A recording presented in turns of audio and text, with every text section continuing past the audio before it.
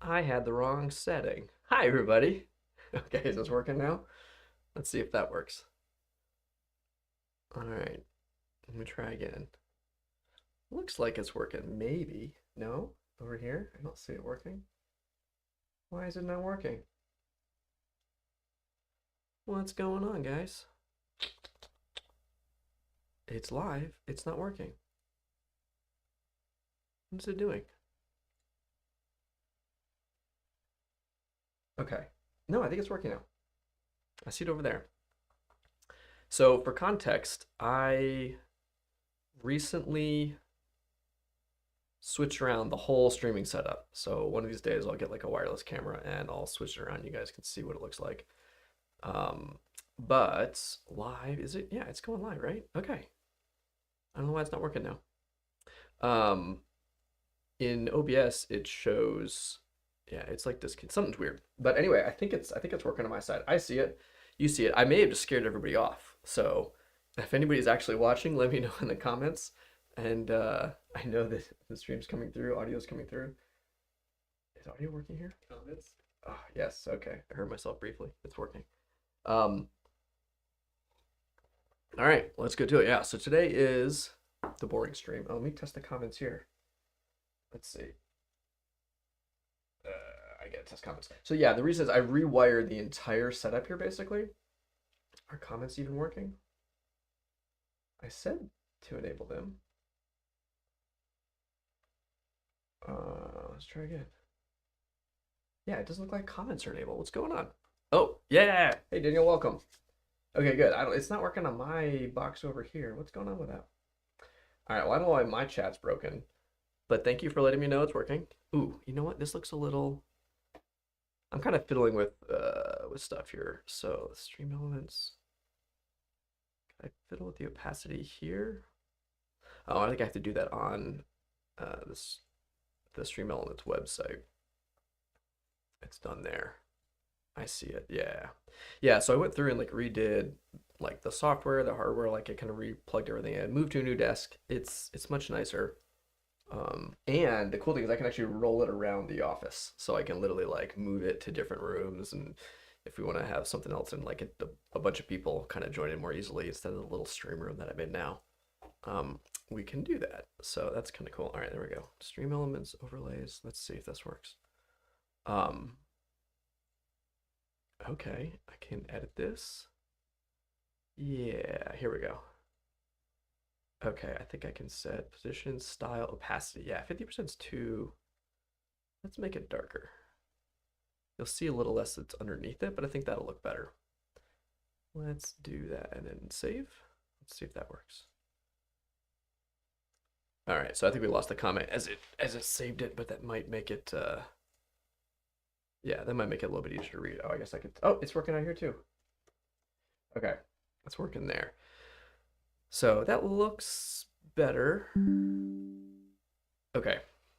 Yeah, it's a little bit easier to see. I think I can go even darker than that. So uh, if y'all have things for me to talk about, we could talk about those things. But I am, yeah, Scott. See, I love it. I kind of wondered. I was like, if I scare people off with documentation, and then I'm going to get a bunch of people being like, "Ooh, I'm hyped for docs," and I'll be like, "Well, I guess we're doing docs then." If people do have other things they want to do, then we can certainly do it. But the other thing too is I'm going to also explain like if you wanted to contribute docs or build them or like look at how our documentation works. Um, I'm going to make like start to finish, right? I'm going to go grab VS Code. We're going to go grab. Why did something happen? Because like the comments are not showing up on stream now after I updated that. Did the URL change? It shouldn't have. In the preview, I see it, but in turn this off. Shut down source for not visible. Yeah, let's try that. Oh, there we go. Cool. Oh, look at that. That worked. All right, so we can kind of show the whole process here. Uh, thanks, thanks Safari. I love that this is still the default, by the way.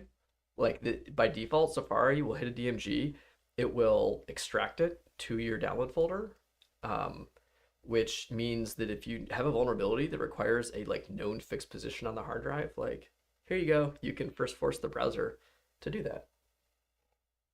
I actually had a pwn to own bug many years ago that was really lame. It actually did a man in the middle on the help system, and Apple ended up coincidentally fixing it before I ever threw it at pwn to own.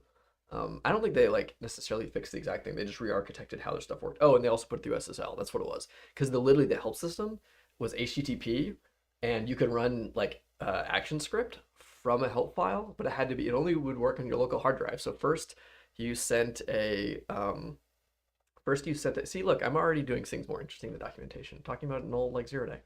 Um, so first you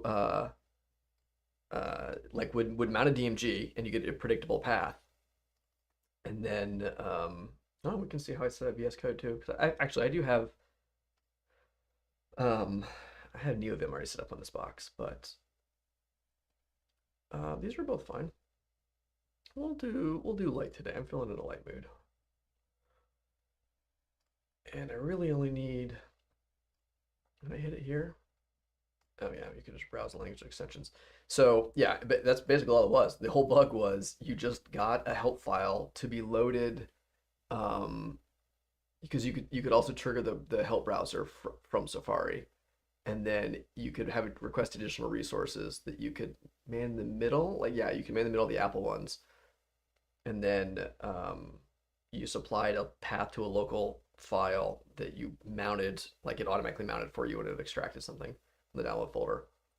And then you got code execution in ActionScript. So it was hilarious. It was a really fun bud.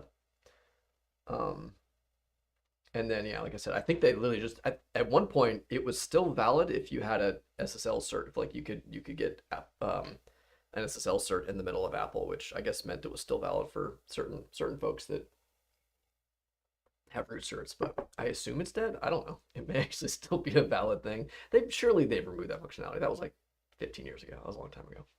So Markdown. Oh, there's no Markdown support by. Okay, I don't really need the Markdown. No, there is. I know there's a Markdown plugin because I've got it installed on my other box. All right, let's just go Markdown. See if there's a, well actually you know what, this is not, yeah, this is Markdown. Okay, so let's do a quick overview too of so there's docs.binary.ninja. There's actually enterprise and sidekick as well. Also let me know about the volume level and everything too. So like I said, I've done everything around and rewired it all, so if I need to turn up the volume level, let me know. So there's docs.binary.ninja. Of course, there's the dev version of all the docs, dev-docs and dev-api docs. So that's usually what I'm linking people to if it's like a recent thing. Sidekick Enterprise also exists, but all this stuff lives in the API repo basically. And so the API docs, this is the build system that actually does the building of it, and then the user docs are just in docs, and this is actually done via mkdocs. And we use which theme do we use? It's the material, yeah, material for mkdocs, which actually is a pretty nice plugin. And there's like a paid tier which you get access to other features. We pay for it, but we don't use any of those features because it just is a little annoying to work with in the build infrastructure, and so we just vote on the things that we want to be next. But it's a really nice theme kind of to do your documentation in Markdown, which is handy. It has a bunch of plugins. So let's actually get going on this. And then you'll see earlier I had, oh, I got all sorts of updates. Earlier I had this is my list of assigned issues. So just for people that maybe aren't familiar, our release cycle, when we get close to a stable release, we go into feature freeze, and then we go into like code freeze. And the idea being that feature freeze, you can't add a new feature, but you can fix any bugs in those features. And so we're just trying to kind of whittle down to those. And then once it's code freeze, it's like, no kidding, like actually like only serious changes, because we don't want to have to redo a bunch of testing. So as soon as we get closer to code freeze, we start spinning up some internal testing procedures. And then the last week is just kind of testing, and we do a full matrix of all of the different features, the new and the old platforms, architectures, kind of all that stuff.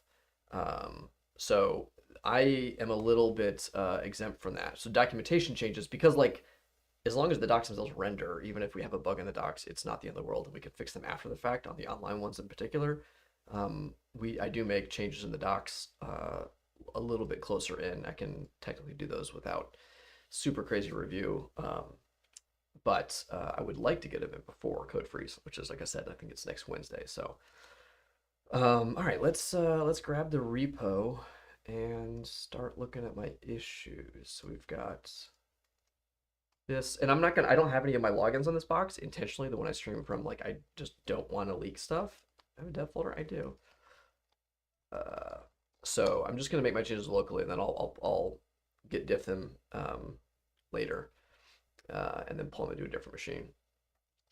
So I should be able to though. Okay, so let's do this though. This is actually kind of nice. Do we document this here? We actually use Poetry now. To do our docs. That was nothing actually I was going to add to my list of stuff. Do we? We have a section of the docs where we talk about updating the docs. And is it in the developer guide? I know we have contributing documentation. Here we go. Okay, it's a whole dedicated page now. Sign that, prerequisites, git clone, CD Manager API. Okay, that's the API docs that use Sphinx. Wait a minute, that doesn't look right.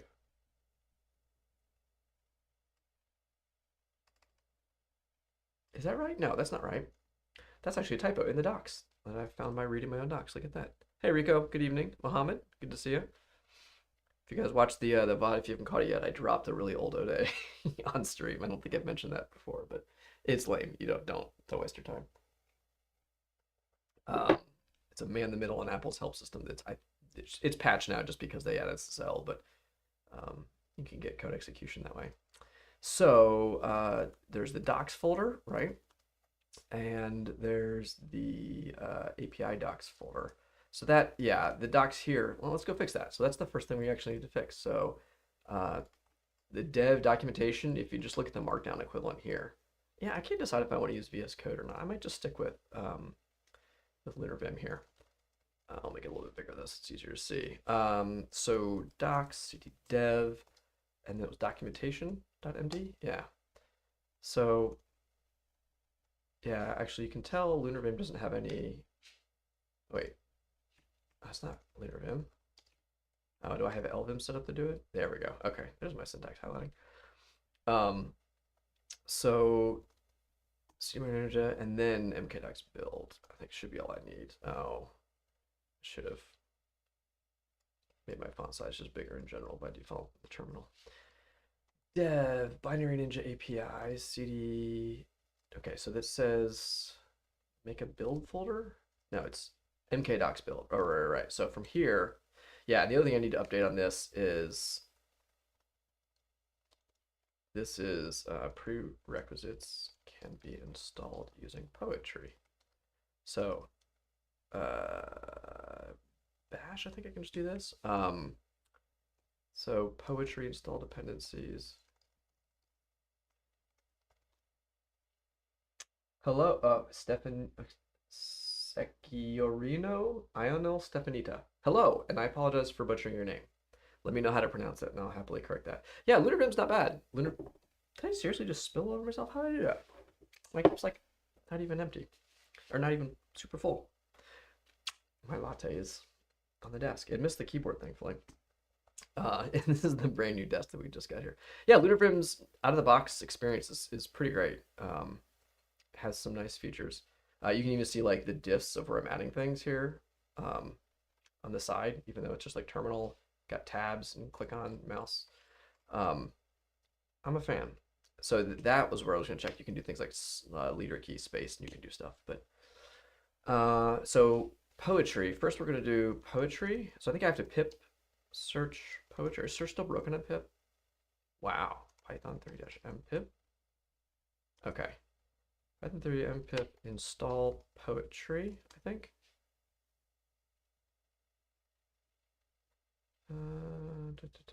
Externally managed environment. Oh, brew.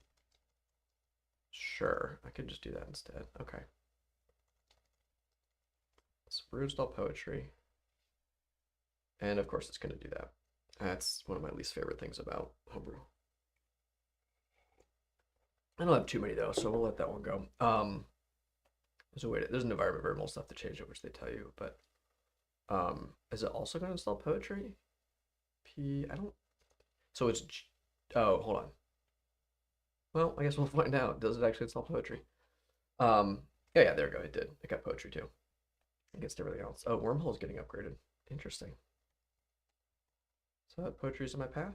Yep. Okay, so I think I can do poetry. Actually, I'll look over here. So so this is why I want to document it, because in our internal docs, I know we updated it to describe poetry, but I realized we didn't do it here. So you can do poetry, install, sync, no root. Okay. And then in the docs, we'll say,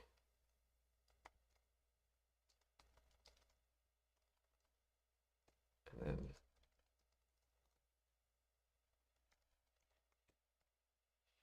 so install documentation. Yeah, try again. Installation should always be installed in a dedicated virtual.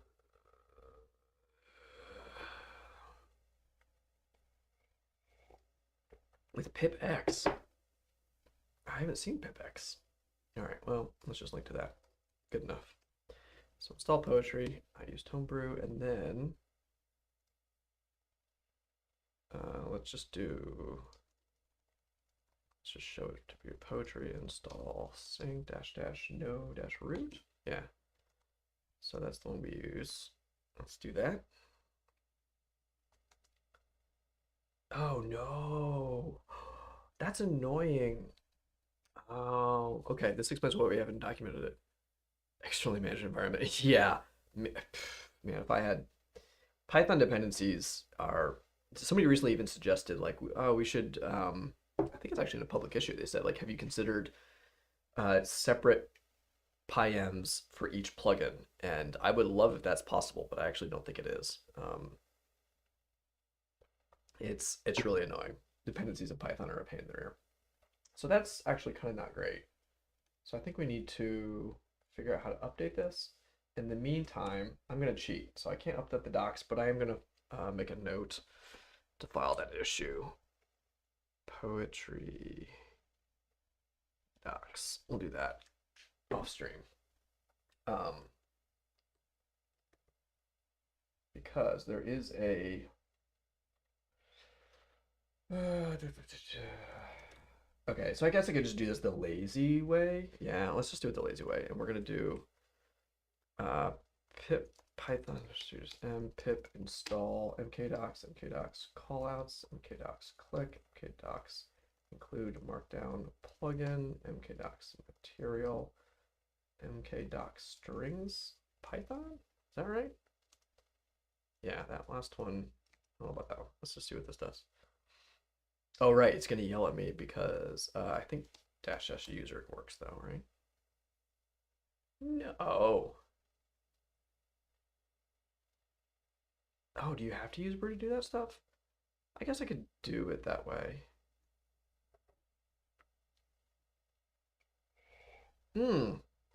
Okay, so that's why they recommended pipx. I see that now.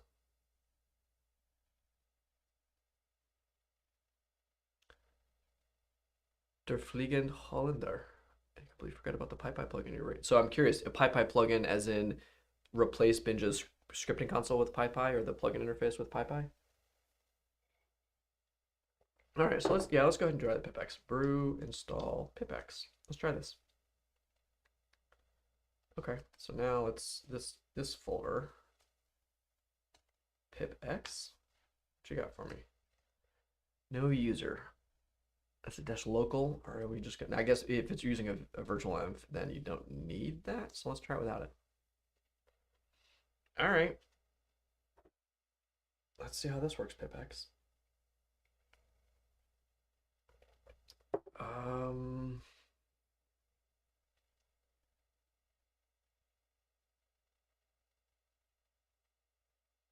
Okay, callouts, pipx search, mkdocs callouts. Is that gonna work? Oh, there's no search in this. Okay, so how does pipx work? I should probably read up on pipx. How do I actually run the stuff? Sure, I don't want global. I want just on my user. Ensure path. Okay, yeah, how would you install it via that itself? Windows. So where does it add?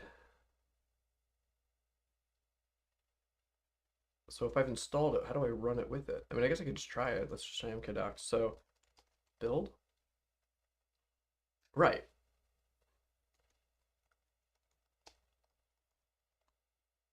Do you not do that? If the install doesn't let you, didn't I do material? Yeah, I did the material right here. So how did that not? Wait. Oh, callouts didn't work. Yeah. So like everything after that didn't work, I guess. That's annoying. Yeah, this is why we do need to expose the poetry file that we're using.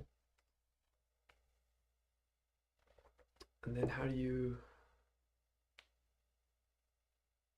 if you have an application installed requires additional packages, you can add them with pipx inject. So can I do pipx inject mkdocs build? Oh, no. Build, wait, oh, that is not what I wanted. That's very much not what I wanted. Okay, inject mkdocs, and then I specify the package. So like mkdocs material.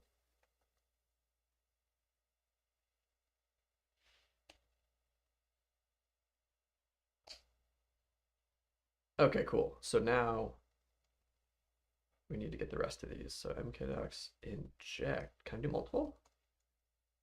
Let's try this. Yeah, that's fine. Seriously, okay, now I have to. So remove callouts. Callouts is done. Click is done.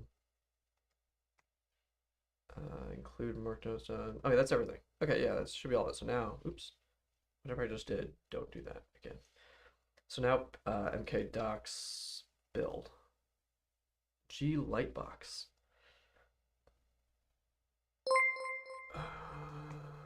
It's probably G Lightbox. Shake of Peace subscribe to the channel. We need to update our documentation. Actually, more likely I just forgot it, didn't see it in my. Yeah, it's in there. Oh, I got a few more too. Hold on. HTML proofer plugin. What else? Macros plugin, mkdocs. Some of these might just be dependencies though, so I'm just do the fewest number until it works. It's interesting. Okay. Cool. And you can see too, I've got a plugin. Oh, sorry, I'm a little slow on chat today.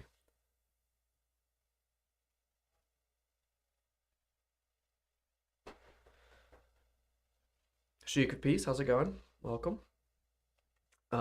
Yeah, Joe, it's all right. It's pretty bad. I mean, yeah.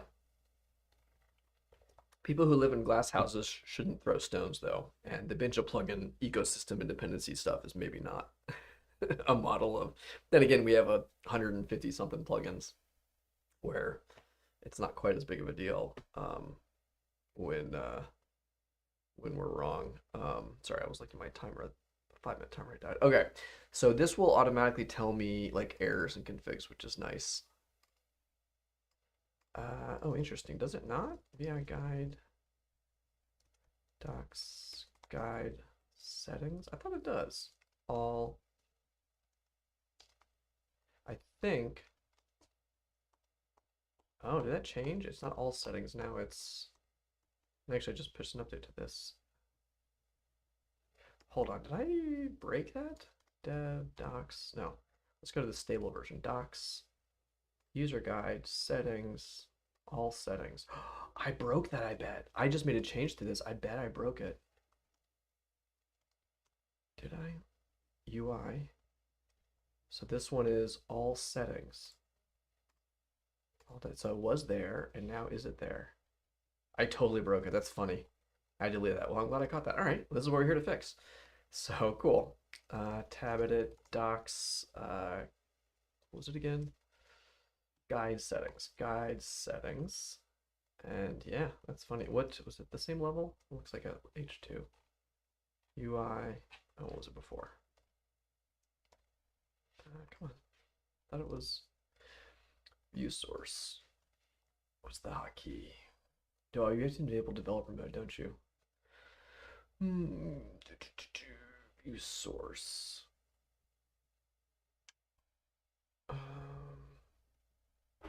So let's see. All right, Safari. Extensions. Developer there. Now develop. Show page. Oh, that hotkey doesn't even work. I was hitting the right hotkey. Okay. All settings was a. Oh, I mean, that's not helpful. Nav item. I guess it is if it's the same as UI.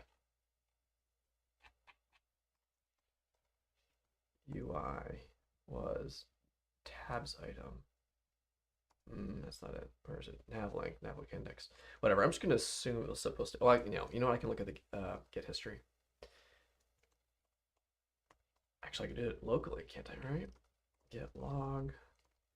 It's my last commit, so it was this commit that broke it.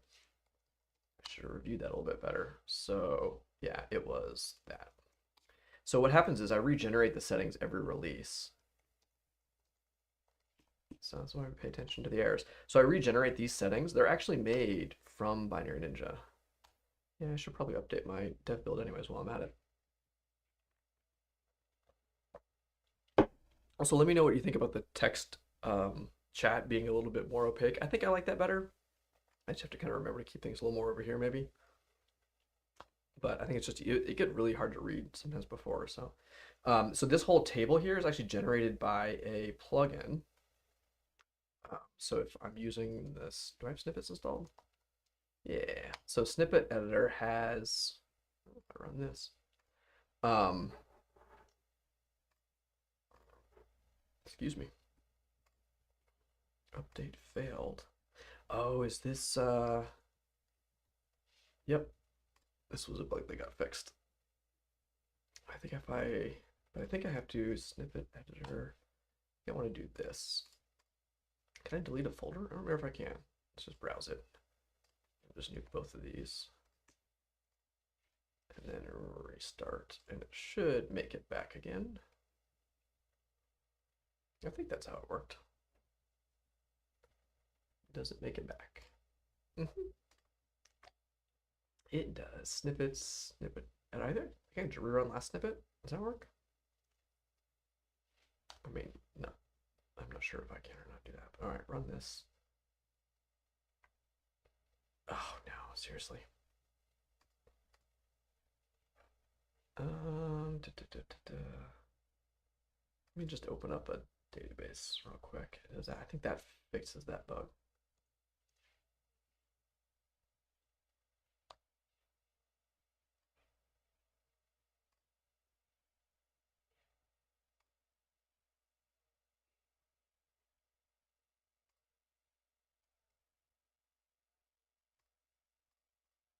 Why is it not working? Let's see if I have any changes to that. In true developer fashion, I'm gonna do, isn't it the yak shaving meme? Hey Valgrind, welcome. Right, where like you're like, you start doing one little thing, but like, yeah, it's not related at all, but you're gonna then get sniped off into other things. So I'm currently troubleshooting a snippets problem. No, I don't have any outstanding changes, so I don't think I don't have anything local. Usually if I have something local, then so let's see, what version of snippets are we in? Hold on, 1.25. Oh, I've done a release. I know what the bug is.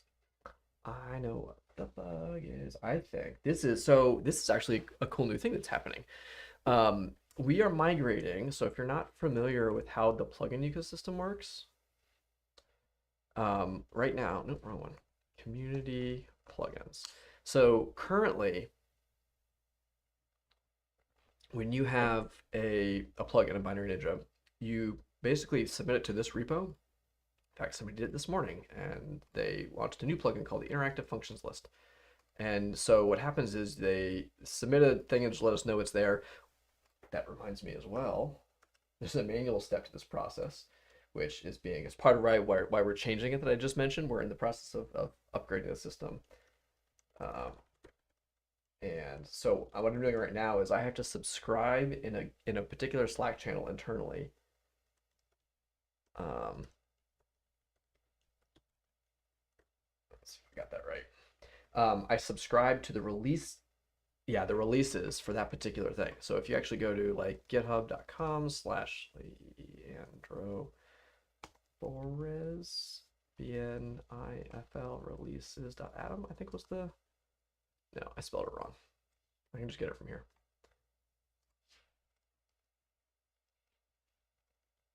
Yeah, so here is like an RSS feed. No, I just want you to show me the file. Thanks, Safari. Very helpful.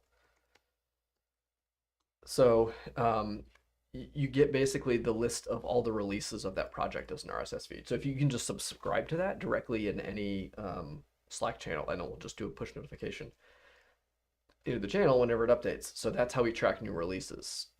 But this is yeah, literally just this morning somebody released this. So if you're familiar with the interactive function list from Hashirazad, her plugin is yeah, it's a nice thing, and because it's a lot of Qt work that she'd already done, the person who was able to port it relatively quickly. They just mentioned it on they were working on her Slack, and then sure enough, this came in. So that still blows my mind, by the way. You can copy text inside of images. I've never seen Safari do that directly. I knew that iOS could do that. That's cute. So yeah, that plugin is now Binja compatible. So those, yeah, these plugins, they're all linked to essentially from here, but the way that this works is there is really this listing.json file. So this is what I edited this morning. I just put this into it once I reviewed the plugin and took a look at the source. And that particular plugin, then once I push this, there's a GitHub action that runs, and it will basically automatically, oh yeah, this is a cool one too. It also validates it when somebody submits a request. A bot will actually go and make sure they've done a release, and if not, it will automatically let them know when they're on their issue, which is kind of cool. So if somebody hasn't followed the proper steps, it'll automatically let them know that. But yeah, then I go through and I make that change, and when I push that, it automatically triggers this thing, which will basically go through and update any of the plugins that have been updated, create this format, and create this plugins.json. So this is just a massive JSON file with all the metadata for like every plugin, and that's literally what Binja reads in. So like this data comes from directly from that JSON. So the thing that we're changing is that this, you'll notice if you check on a latest dev, yeah, there is the community plugin repository and the official plugin repository. The official one no longer uses, actually, I guess it's not a setting because you can't change it, which kind of makes sense. You can add your own, by the way. You can also add a third-party one, but it now uses a different server. It's a full interactive server. So the idea is that you're going to be able to like manage plugin releases with like an active like web service instead of just like you submit a GitHub issue and we run the script on GitHub. It's meant to be much more featureful. So there'll be a bunch of other cool stuff like you'll be able to like manually do multiple releases. It'll support things like, well, you can have a release for up to a certain set of versions and a different release for another set of versions. So if you want to automatically track like, you know, my plugin, this plugin works with stable and this one works with dev, it's going to support things like native plugins. So you can have, there's several like Rust plugins that support architectures that people have written, stuff like that. Those will all be in the plugin manager now instead of just like things you have to kind of keep track of yourself. So there's a long list of other things that are coming with it. So yeah, it's basically like a next generation version of the in fact, we're not even calling it the plugin manager. That's the other big thing, is it will be called the extension manager. So yeah, for now, I think we haven't done all of that kind of yet, but the idea is that eventually it's going to be the extension manager instead of the plugin manager. Themes are going to go in there. So all that's still kind of underway, but we have already migrated to this new extension manager server for official plugins.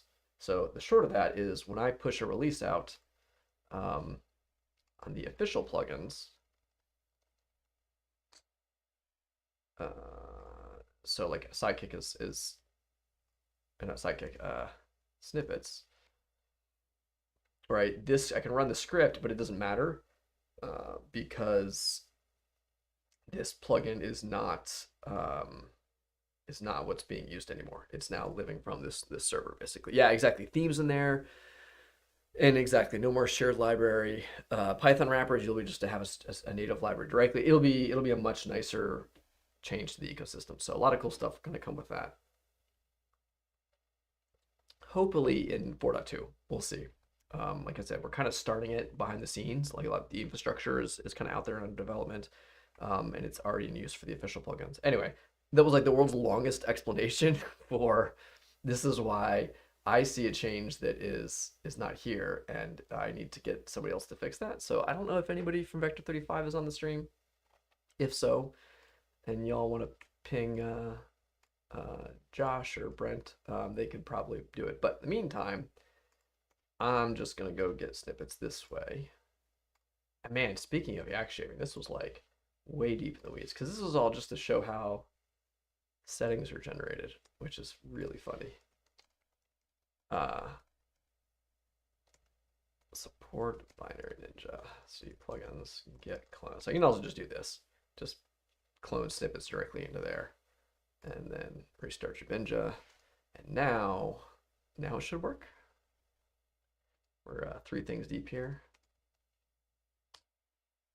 Update example snippets, run, yes. Oh, you gotta be kidding me. Oh man. Best part is this is my bug too. Hold on, what was that? That's normal. That's update failed though. Why is that one failing? Oh, I know why. Because this file is the old one, right? So you have to actually delete this file. And now if I restart and let snippets initialize itself, I can probably do it without restarting it, but I'm lazy. I'll just do that. It's faster. So now let's see if snippets recreates that file. Oh, no. Why is it not deleted? Oh, do I need a new default too? I didn't think so. Yeah, okay, let's do that now. I need a way to explicitly in the UI let the user update.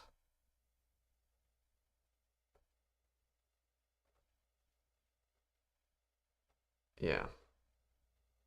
Snippets. All right. Once more into the breach. Run. Yes, I want to override them. Oh, much better. Okay. All that to get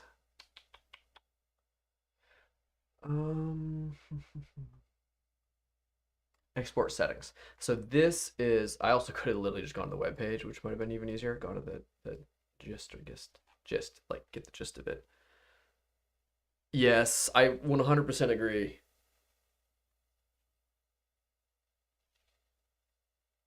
Joe, we do have metrics for which plugins are most used, and that's another reason we're switching to the new server is because it will be way better. Because right now it's a super janky, like basically when you download a plugin, that this file, not this file, where'd it go?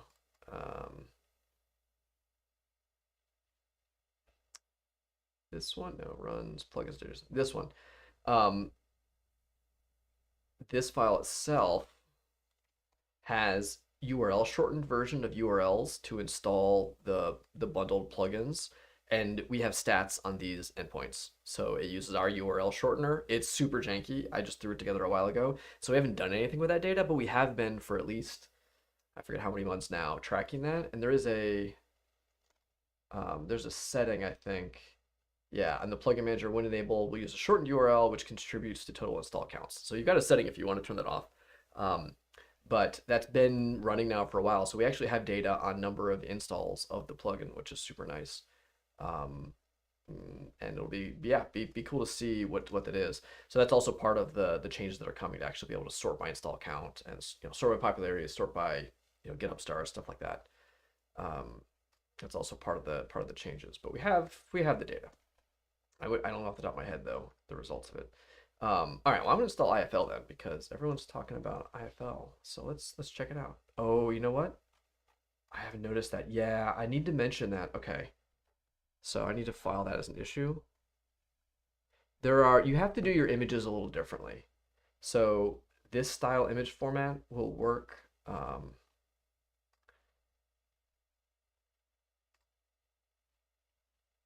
This style image format will work here, but you have to. What do you have to do? Where is it? Oh, that's fine. Thanks, Google. That works. Sample, not sample plugin. No, I want snippets.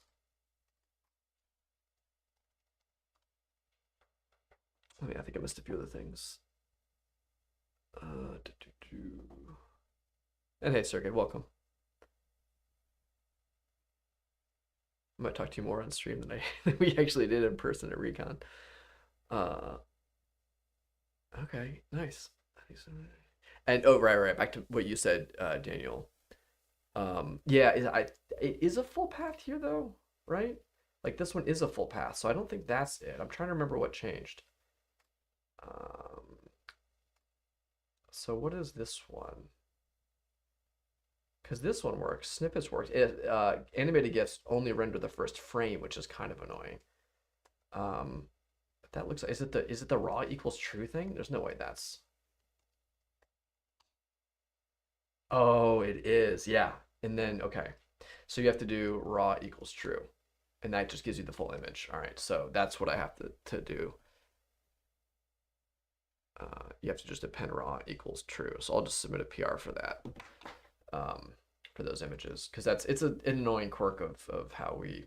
I mean, you saw it basically. If you don't do the raw equals true, you get like the GitHub page with the image in it, not the image itself. On the server side, they're just parsing that out, and they know to do that. So when they render the page, so I'll do that later unless somebody else beats me to it. Okay, so IFL is let's install it. Oh no. Oh no. Import UI. I mean, that should. All right, so now we got to do some troubleshooting. We're React shaving all the way down, but this is worth it. Because this is a good plugin, so we want to get this fixed then. Repositories, community. Well, maybe we'll have more than one thing to PR. If somebody else, oops. If somebody else gets the plugin working, let me know too. But it looks like, yeah, I have to do L. I need to change my shell aliases to get LVM. Okay, so from that report, that should. How do I do it? Snippets here. Also, I need to change my terminal font sizes. Oh, and I'm just in scroll back. I got see. Look at this. There's all sorts of fun things that we can do.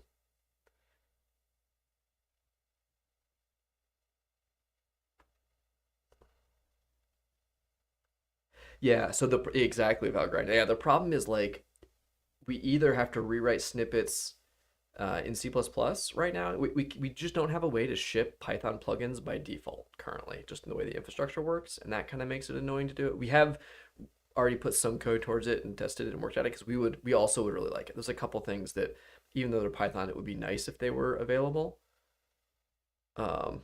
Hey Fox, welcome.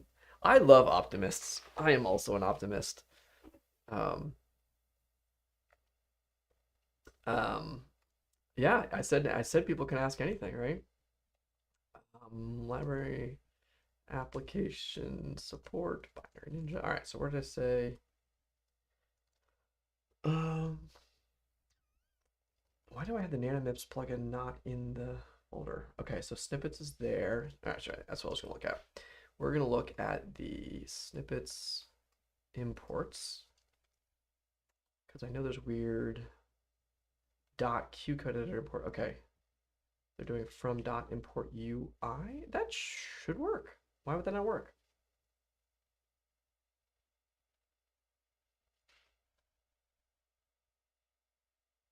Red import. I thought that was how that worked.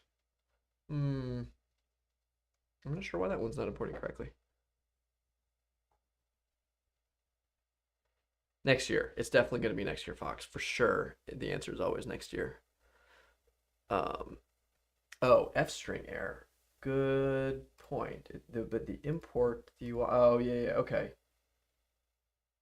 Oh, wait a minute. Hold on. Is there already a module named UI, maybe? So let's try something just for kicks. Let's call that UI, because I'm going to name all of it. Let's just put UIX here. It's only used a couple places, so.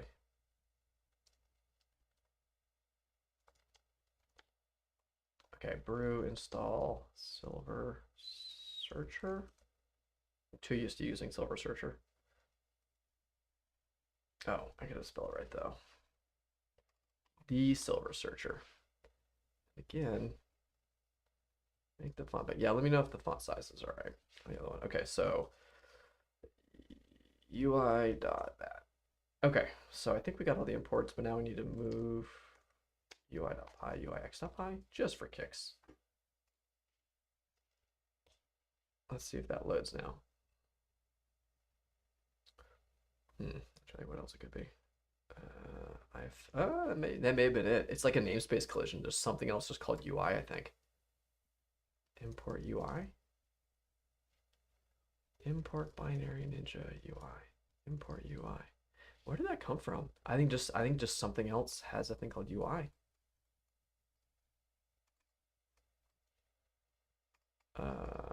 Why can I not click the what? Okay. I couldn't click that for a second. Manage plugins. It may have failed to, okay, yeah. Logs are up, reinstall. Oh, that's not what I wanted, I don't think. Maybe, except it seems like it worked. Enable plugin. Yeah, and for okay. Reinstall probably removed that directory. Let's try again. Yeah, move UI.py, UIX. I should have. Oops. I should have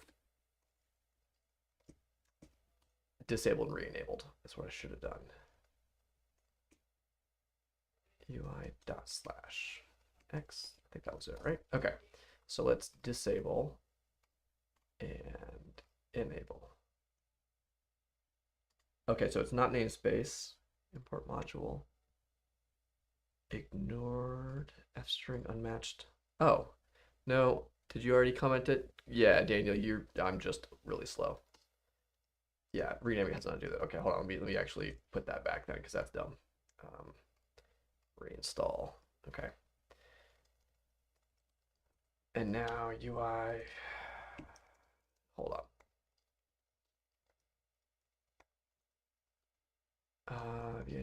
via.zshrc. Using ZSH? Yeah, I'm using ZSH. Alias. Yeah, alias vi equals Elvin.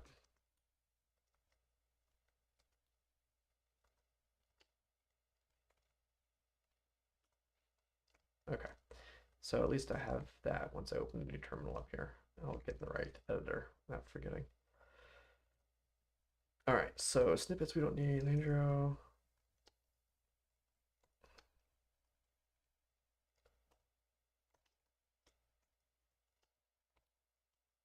$508. Ooh, that's not great. 508. Oh, 588. 588. Oh, I know why. I don't have a binary open. I bet that's why. No? Yeah, maybe. Maybe? Let's try it. No, that doesn't make any sense. Hold on. But I couldn't have a plugin open.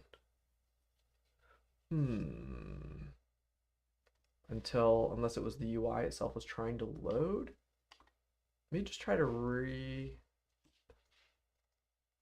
I don't think I can enable a plugin via here. I could do it in the API, but that's a little janky.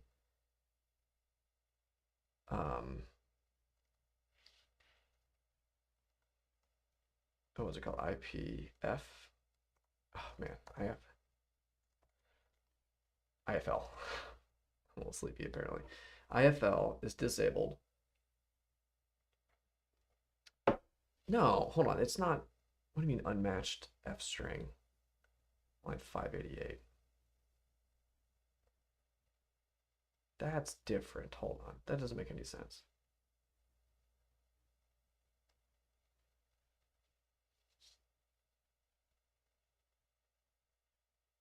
Oh.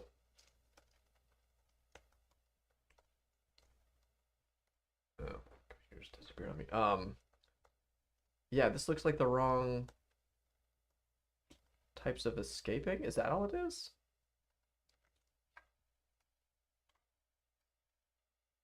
Oh, whoops. Okay. All right. Well, how did that ever work before? But let's restart and reopen just to make sure it loads up. Yeah, that looks like a.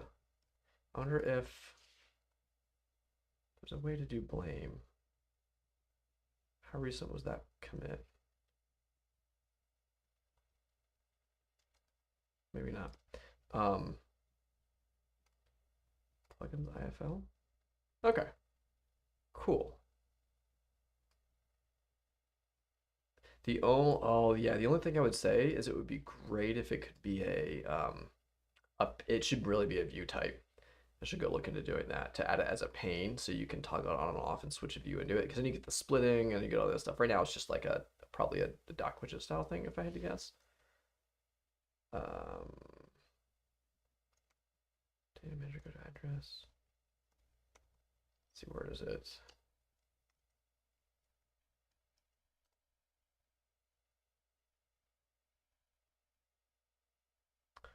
Let's see, that's the function list. Where do we actually carry the pane?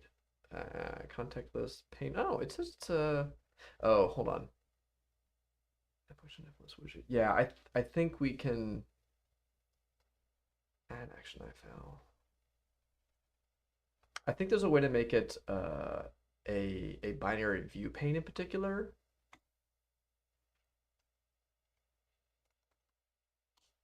That we could do. What if I do another one? I just leave this to one. That's fine. Yeah, I feel like there's another way to do that so that it would show up as a view here. It's not just a pane, but there's a special kind. Anyways, we can play that later. So that works. That's good. We'll switch up the oh, I didn't actually get clone that, did I? Let's do that. cd dev get clone. So we can do this one as a is that what I want? Yeah, that'll work. And then what I'll do is copy star VNIFL. That's fine. Get status. Oh, see VNIFL. Get diff. Okay, that was the only change we made. Yeah, so that's the only change we had to make. We also were going to do the README while we're here.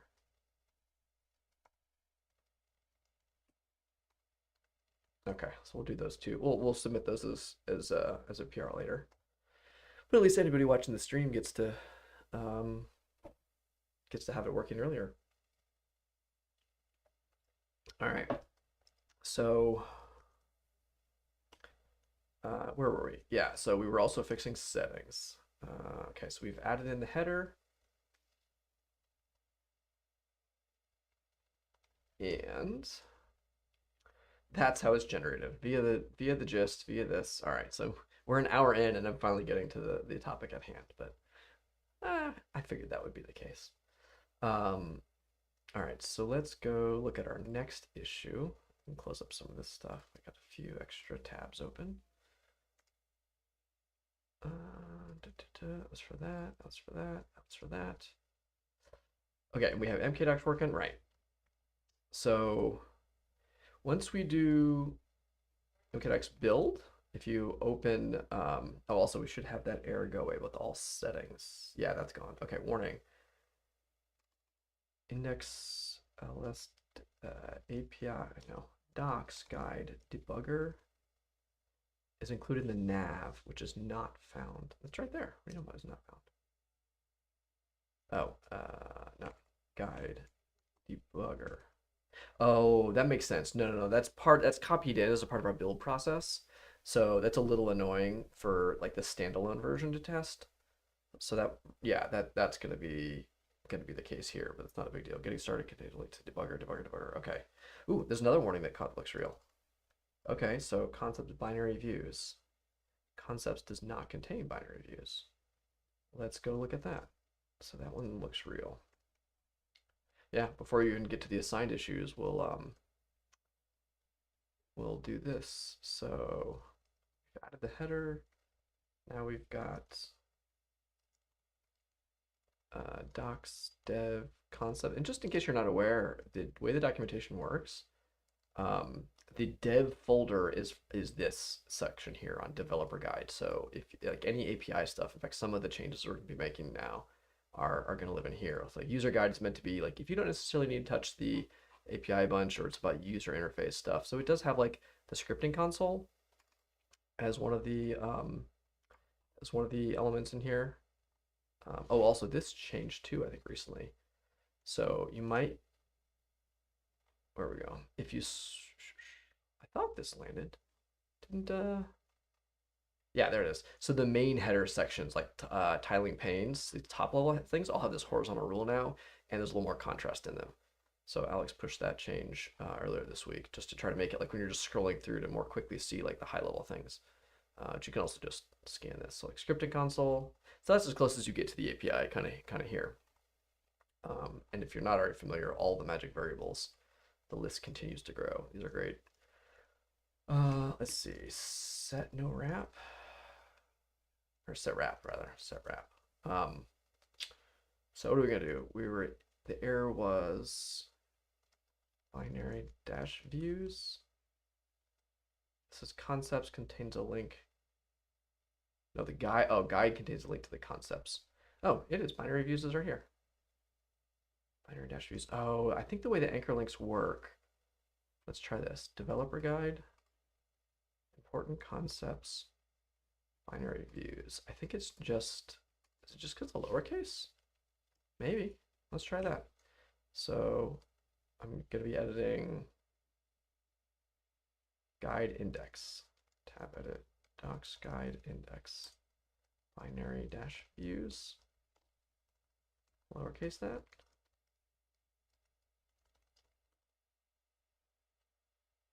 That did it. Cool. All right, so another bug fix there. Doc file, and when I commit this, I'll probably, yeah, if they have GitHub issues and stuff, I'll link them separately. But again, I don't have any of my credentials on this box, so I'm just going to do it separately, and bring it over a different machine where I can split up the commits to per issue, or just like fix a bunch of bugs and then close all the issues linking to that commit, because it's a lot of small changes. All right, so basic types, type dash annotations. Guide docs. Nope, where are we? Hold on. Oh. All right. BI guide types. Basic types. Links to annotations. Oh, hold on. I think that's, yeah. Where does it give me a line number? No, this is the last one. Type annotations. Okay. It's supposed to be talking about type annotations. Where does that belong? All right, so we're in guide, and we're in also, oh, I need to really redo all my shells.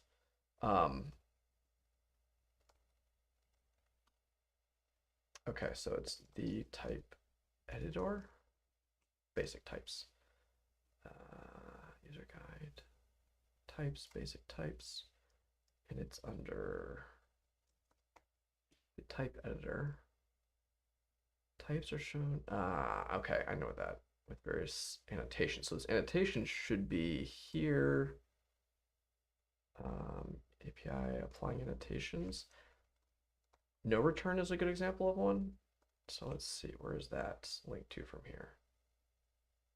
Applying I thought it was in here.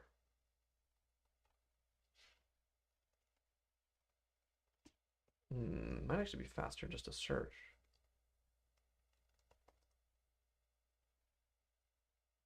Okay. Oh, concepts, dev, annotation, defined. Oh, is that under concepts? I don't know if I like that. Oh, hold on, that's not great. No, it's not under no return. There's gonna be some other spot. No return. Give me all the markdown. Themes, concepts, annotation. Hold on. I know we have this documented. Where did that go? No return. Unless, hold on, let me check if this is an issue that's assigned me. That'd be hilarious. Set license, closing window preview, get setting calling convention, byte overview, triage, UI plugin, documentation. Actually, this got done. Some of this got done. Yeah, that one's okay. Byte review, implementation, documentation. Now, hold on. Let's go look up another one. I know there's, so like if I go to a call and edit function properties, pure and no return, these are all pure, might be a good one to search for. cd docs, ag pure. Okay. Oh, guide types, attributes. There's a whole page for it. Okay. I knew there was a thing. Why is no return not there? It must have a space or something. Attributes. So it's user guide, types, type attributes and annotations. That's what I should have looked at. Okay. Hold on. No return. Where is no return? Functions that don't return. Under no return. How did I miss that before? Okay, I don't know how I missed that. But anyways, it's literally this entire page is what I want to be linking to. So it just attributes that MD. So let's go back to our function. Okay, so this pairs annotations should be, basic types are in, oh, the same one. Yeah, so I can just link to attributes.md. I think should just be all I have to do. Yeah, so, okay, docs build. And yeah, we fixed that error. Cool. All right, so I'm surprised that people are hanging around. All right, so that one's now fixed. Now let's get to the actual one. So those are just all the errors. That's nothing actually I do during the process. So this is really nice that I have to go through and I used to have a separate config. I should just make new tabs of all these just so I don't have to keep forgetting which ones I've done. And yeah, I used to have a different config file because the validation, like the HTML validator, was too slow. But HTML was false. Oh, that's right. I have to pass it in. That's right. Okay, so if I set validate equals true mkdocs build. Yeah. Okay. This is cool. This is another feature. So there is basically a proofer that will go through all of your links, like every link. Yeah. I know. I mean, like good docs matter, right? Like this is important stuff. So I think it gets a bad rep as a developer. Like, oh no, I got to work on unit tests. I got to work on docs or whatever. But good documentation really is important. So the HTML proofer is basically going to, right? That's an error. That's fine. We expected that. Any of the debugger related ones we know about. But it's literally going to go try all the URLs, and if any of them proves 404 error codes, it'll let me know here. So this is a really nice one for like, oh, the license file and some GitHub page that we link to on the the user docs, right? Like we have under the about section, open source, like all of these packages, and we have a license file. If any of them move and that's no longer a valid page, like the script here, like running this will actually help catch those. Literally found one right here, right? So here's a great example where cubic dia DTL. Is this one of the Rust ones? Oh, this is not. Okay, so DTL's here. Wait, copying is still there. Why is that not working? DTL license BSD, page not found. Oh, no, that's right. Somebody did this wrong. That's not the right format. That's not what it should be. So the copying should be instead blob master. Okay, so let's go fix that. Guide, and this is about. Yeah, and then it's open source, I think. Yeah, DTL license should be. Okay, so that's just one that got added, and the person who added it didn't get the right URL. So that's fixed. Doxygen is showing a 403, so maybe we need to update that. Where does really? Where does Doxygen live now? Oh, it has its own domain name. Okay. Doxygen and Doxygen license. Oh, that's weird. We always link to. Let's see what the preferred web page is here. Doxygen. Just, okay, whatever, that's fine. So we'll fix that one up. Yeah, there's always some of these that need to be fixed, and this is also why this step is kind of slow. It's because it's potentially going through a lot of stuff. In fact, I have this. This is in our internal like wiki where we track the release process and all the notes. One of the steps is, hey Jordan, go run the validator and double check any new URLs. And a lot of times it's not that like something we broke, but it's just, yeah, like URLs have changed. Like for example, I wouldn't it all be, oh no, that one's somebody doing it wrong. That one's incorrect. I need to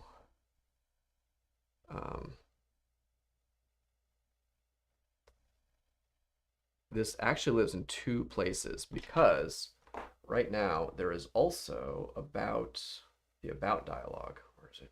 About dialog. This open source stuff that we link to in here is actually a separate file. So I also have to go fix those URLs. So it's a little annoying. You have to make the change in two places, but only two. So this is it just needs the license. Yeah, so this is the same as the other issue. It's not linking to the raw license file, the blob. So zstd.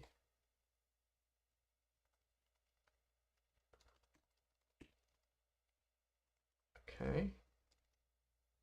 zstd is fixed. There was a couple other ones that look like. That feels like.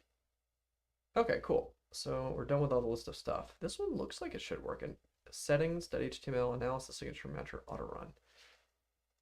Ooh, no, that could have changed. Okay, so let's go dev-docs and let's just look under user guide settings. So this is something, yeah, too. You can link to any of these settings directly by taking the name of the setting and adding it as a URL hash, which is pretty cool. So it's saying it couldn't find this. Did this setting name change? Nope, it works. I think it just doesn't know how to like follow those correctly. So that's fine. Signature match auto run. So I think I can ignore python.log level. Min level? No, it was, yeah, min level. Min level. Yeah, like those are there. Those all work. Okay, so I think I can ignore all the settings. Ooh. Doxygen doc blocks. That's a different one. Doc block? Where is that? It's linked to from dev documentation? Yeah, dev documentation.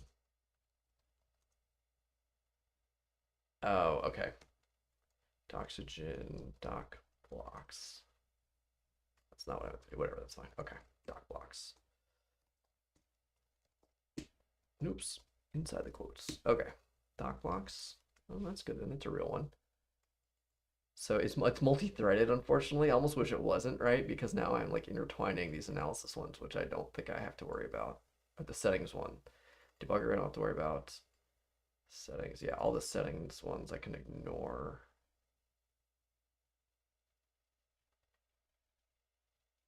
Python.interpreter, yeah, those are all perfectly valid ones.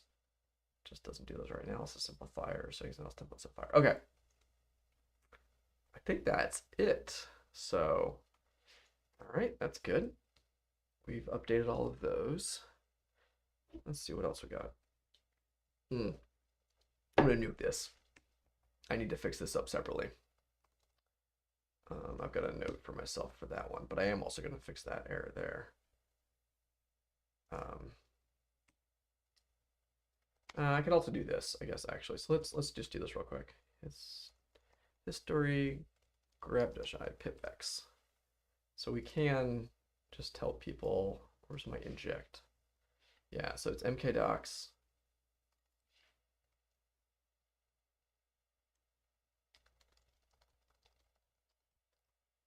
Mkdocs. Callouts. Actually, I'm going to format it the same way, so I can just do this. Mkdocs click.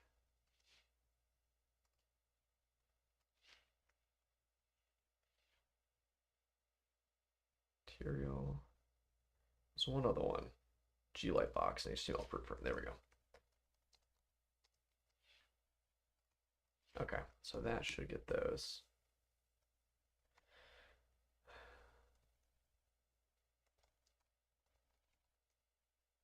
All right, that's better now.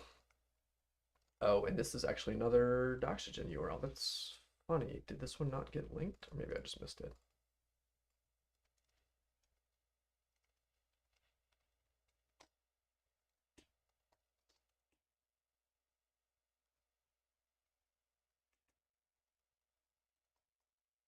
And actually docs blocks. Why is that not?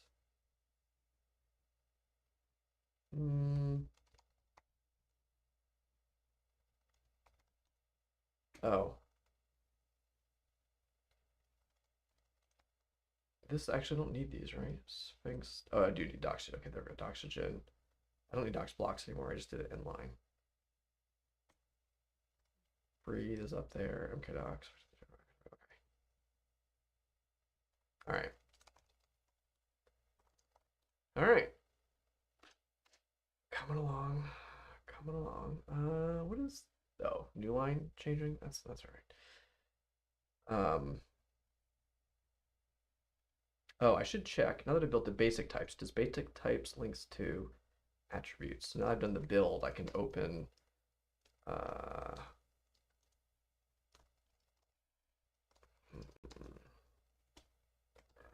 excuse me, site index. Okay, so this is the local documentation. So user guide, basic types, annotation. Let's type editor, right? Yeah, where's annotations? Yeah, there we go. Okay, so that does link. That does link up correctly. Now, what else we got? Let's go back and knock off a couple more issues here. So, documents. Yes, okay, so there's a whole section here on headless processing. CD dev batch, I think it's called. No, docs dev batch. Yeah. So batch processing is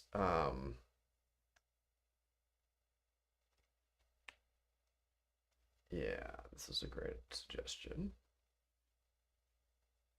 Where do we put this? Let's just put it under that level. Um,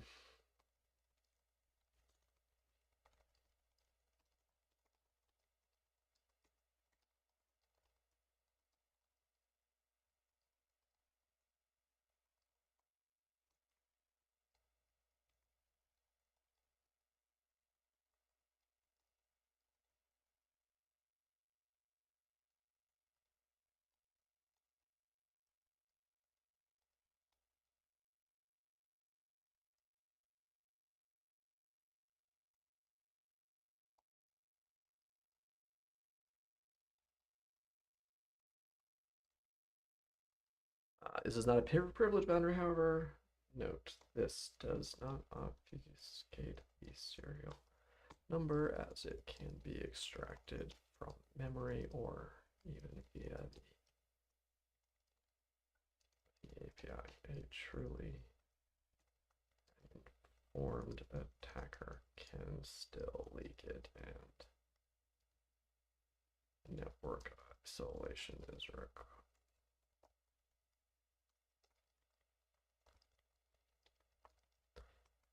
All right, so to use the API, we need to just link to core set license, and it is done as a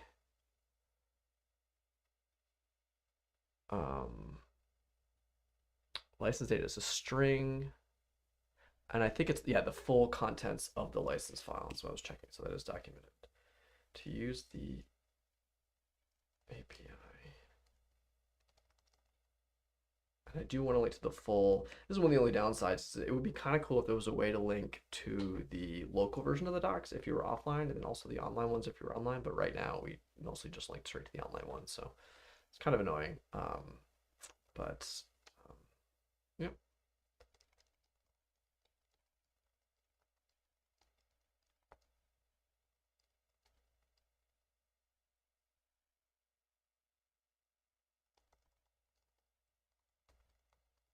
I think I'm actually going to put this be the link.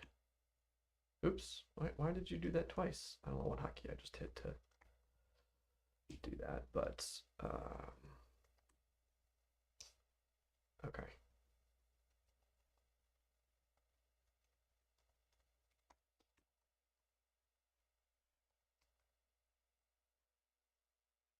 All right, cool. So that is issue number 5541 done. A lot of these are meant to be kind of like low-hanging fruit, easy, straightforward things to change. Non-closing. Oh, yeah, this is a cool one. So this one goes in the user docs, not in like any of the API docs or developer docs. If you, do I have tooltips turned off? One of my favorite settings is this one, to turn off tooltips, because I don't like it when I'm like doing a stream and I point at something like this. I don't usually want that tooltip to show up, right? However, if it does, you can hold down the Option key or Alt key, and that tooltip stays up. And you can even now like mouse wheel into it, which is a really neat behavior that's not documented, as Shusheng pointed out. So we're going to put that into the guide. Let's see, where in the user guide would that belong? Let's see, we don't have tooltips described anywhere. Okay, so I actually have to describe this and take a screenshot probably somewhere. So this is actually not a terrible spot for it. Here. All right, and I am on the default theme, which is important because we like to make sure we don't have any theme customizations for screenshots. So I think I need to put this in like a new section. And oops, I don't want to close that down because that's my list of to-dos. It's annoying that it moves it elsewhere into a different tab. All right, so right now, where in the user guide would this go? So yeah, sort of like thought process is like the getting started guide is meant to be like quick and dirty, just the most important overall overview things, like open a file, the basics of the UI, and then go. And then like, hey, here's some of the resources. The user guide is meant to be all things UI. And there's both this page, which has its full table of contents over here, and all of these subsettings of just the user guide. Like working with types is its own whole subpage with lots of subpages and more stuff. But this is the main user guide where most of like the UI elements are documented. And it was a lot of work because we had to redo all of these screenshots with the new theme in 4.0. But it's done. So I can find a spot just kind of looking through here. You can also, I've got the markdown here. There's some plugins that will let me explore the markdown stuff as like an outline basically via the headers, which would basically give me the same content. But sidebar, navigating, mini graph, cross references, console server, feature, keyboard graph view. I think it's just going to be a top level thing. Let's put it after the script because this is not alphabetical, but I just feel like putting it, I think, kind of down there. We'll call it like tooltips. So we can at least, okay, so there's the script console. It's a level 2, Magic Console variables, start.py, run script. Yep, it's all related. Now Python debugging, related. Okay, using plugins. I kind of like that. I don't want to split that up. So let's go before script console and yeah, between here. So that was, before that is merging and splitting variables. I think that's a fine place to kind of put it. If anybody else, if you see a section over here you think makes sense to put this in, we're just going to do it here. So tool tips. And let's grab that image, cd docs image. Okay, and I'm going to move that to tooltip.png. Also, I have internally a wiki page. We should consider actually making this public, because we have a sort of style guide of what. Oh, that's hilarious. I'm actually in the wrong Wi-Fi network. Thanks, neighbors downstairs. Let me use your Wi-Fi.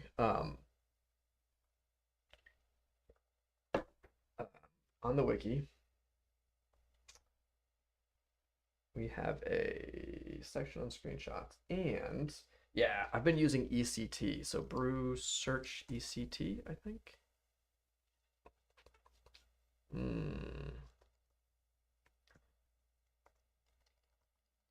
Let's see, how to install ECT properly. I think it's just ECT, right? So let's look it up. No, ECT, yes, I want ECT, thank you.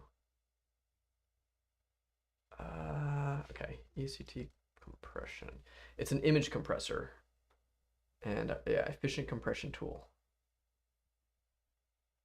All right, so building command line brew. They link to it from here. They don't. Search brew search efficient. Should I compress? Maybe it's spelled out the long way. Nope. Okay, let's try it. Brew install ECT. Live wildly. No, yeah, it's not just ECT. Oh, did I really just build this from scratch? I mean, whatever, let's do it. All right, cd dev git clone.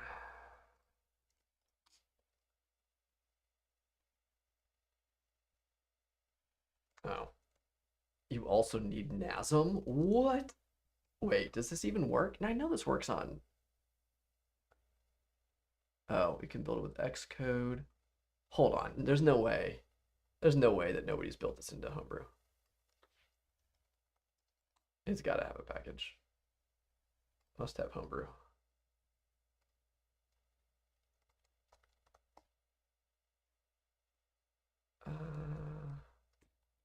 No, let's put that in quotes too.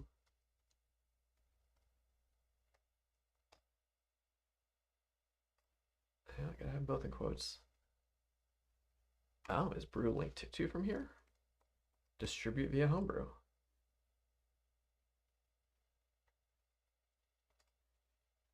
Yeah, I'm aware of that. Okay, I 100% just built this myself. That's hilarious. Well, that's a bit of a, I did build my own. Okay. Well, anyway, I really like ECT because it works well, even if it's not easy to install. So let's just go ahead and build it. But like NASM? Okay, let's just try it without it. May also need it. Let's see. Efficient git submodule update init recursive. Should have just done that on the recursive clone, but whatever. So let's do this. And do I have CMake? Brew install CMake. Let's see how long that's going to take. Let's see how much is bottled. All right. I mean, is that it? What are the dependencies? Is that all right? Let's try it. Build cd build CMake source. Let's find out. Make.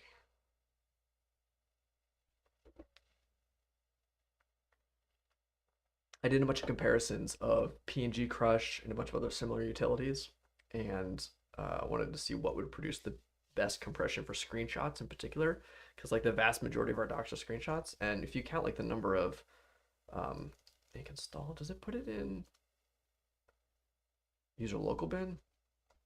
Sure. Just do it. Oh, oh, good. I remember the password. Okay, so which ECT? Cool. All right, so now cd dev binary JPI docs image tooltip ECT tooltip, and look at that. No noticeable degradation and half the size. So yeah. Anyway, I'm very happy with ECT. And you notice, I mean, that's 100K times the number of Ninja users. Bandwidth say matters, so I try not to make things bigger than they need to be here. All right, so the tooltip exists now. Let's grab an image, and this image is, how big was the original source file?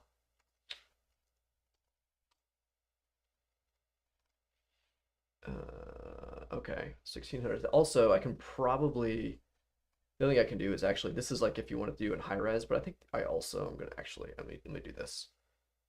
I already compressed it. I haven't committed it, so I don't really have the original. That's fine. Let's just take another screenshot real quick. Let's do that. The other thing I forgot to do is basically resize it to half size first, because I don't need the high DPI version of it. Again, it's percent. So first let's save it to half size, and then let's ECT it.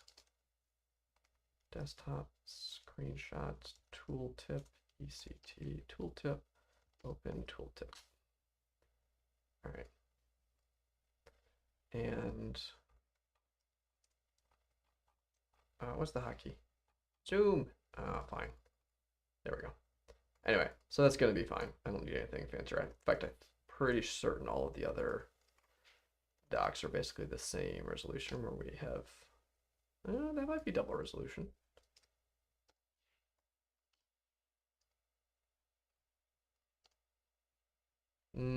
Yeah, I think I made a mistake. I think I shouldn't have done that. But the good news, no, it's hiding the type, but it is still that. All right, let's go back. Let's do it again. Or I'll leave it high DPI. I should have just read my docs. I think I already described it. Move desktop screenshots tooltip. I don't know if y'all can hear that. Oh no, okay, I think it's getting clipped out. Mason's really loud right out in the hallway. Oh, Mike's doing good though. Good. All right. ECT tooltip. Okay, so but now I am gonna minimize the size of it. Tooltip. So tooltip. So tooltips show the destination of jumps, calls, or global data variables. Oh yeah, and you know what I can also do? I can also document the setting, which I mentioned earlier, which is a user guide. Settings, all settings, tooltip, UI manual tooltip. So this URL is for that. So we'll grab that in a second. Tooltips show the destination jumps, calls, or global data variables. In the case of a code target, the tooltip will show the, actually, let's verify this. I think if it's code, like if it's a function pointer, like let's look for cross references to here. Yeah, so like here, if I go here and I hover main, it is currently in graph view high level IL. Interesting. If I go disassembly to main, it goes disassembly, but it stays graph. Interesting. That kind of makes sense. Yeah, that's, I don't know if that was a, hold on. I think that's the only setting though. That's, I never really thought about that. Yeah, all right, so we'll show the same level of IL, or disassembly, but the target will be rendered in graph view. And the reason it's done a graph view is just because graph views are inherently like single function, I suspect. But that's something we could consider changing. I'm curious if people have any preferences about that. Oh, you can't hear in the background? Oh, that's funny. All right, let me go let him know that he's on camera. Hey, by the way, you're audible on stream. Sorry? You're audible on stream, by the way. Oh. Not like loud, I don't think, but yeah. That's when he was like, oh no. Yeah, he's right next door. Thank you for letting me know, Sergey.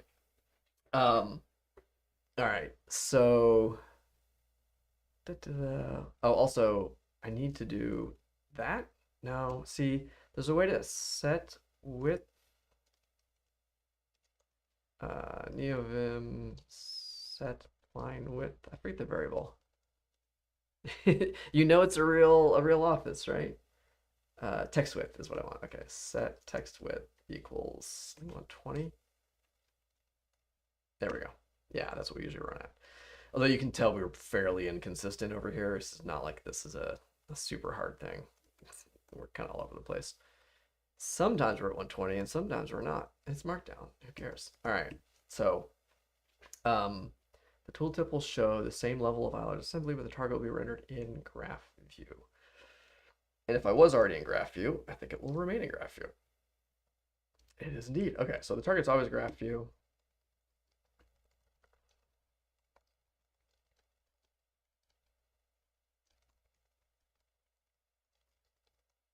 Okay. I need to link to, if you wish to disable tooltips, you can unset the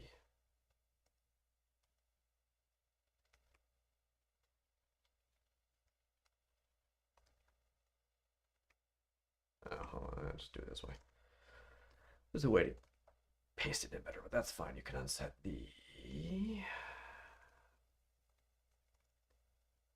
that variable. Oops, one more character extra. You can unset the setting. Okay.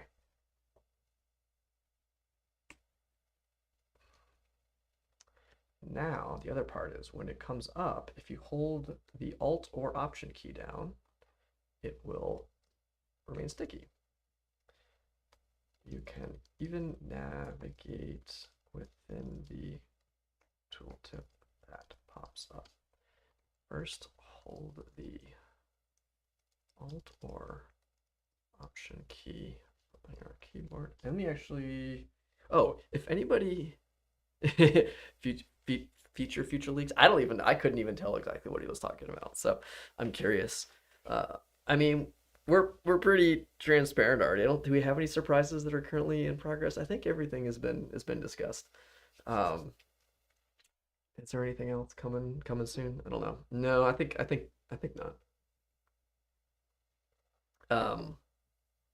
But yeah, I'm curious. I'll ask him later. So yeah, if somebody watching, by the way, is on Windows and wants to try this with the tooltips, I think it's the Alt key. The tooltip will become sticky and not disappear when your mouse moves. Can we do like, so hold on, wait till it appears. Hold down that. Oh, I want to get a function pointer. Because I want to be able to have a call graph. So this is main. Where was the call to main though? Let's come here. Okay, so if main pops up and I hold the key down, yeah, the shift key goes sideways. I think somebody though recently complained that some platforms, yeah, you can vertically mouse wheel and then shift mouse wheel to go that way, but that might be buggy on non-Mac platforms, or maybe it was just Windows. I forget what.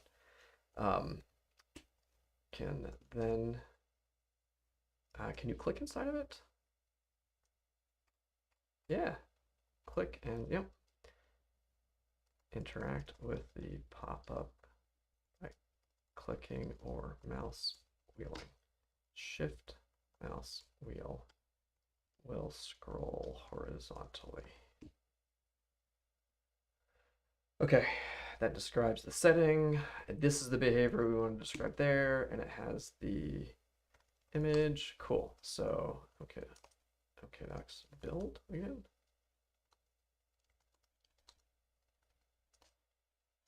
And then open build. I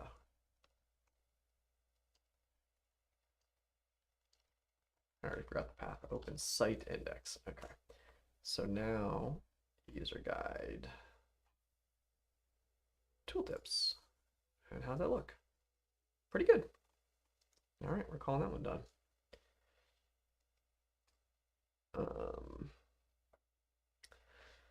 Let's see. Oh, I wonder if I don't know if I'm trying to think if anybody. I think actually this one has a Windows machine. Before I forget, let me go ask him to try the Alt hotkey. Make sure I got that right. I'll be right back. Oh, I even have "be right back" text, and you can get music. Let me see here. Be right back. Be right back is right here.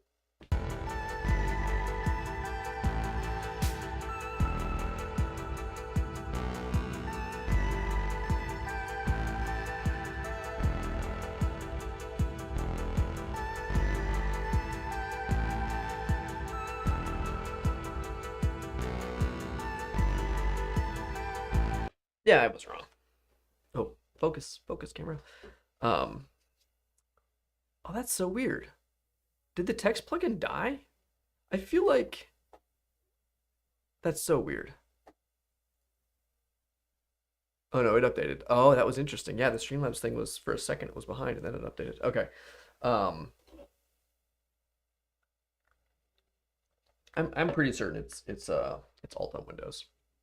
Like you hold the Alt key. It could be Control. I just don't have a Windows VM handy and a keyboard to Windows keyboard just to test on to make sure. But actually, I'll make a note and I'll test that later.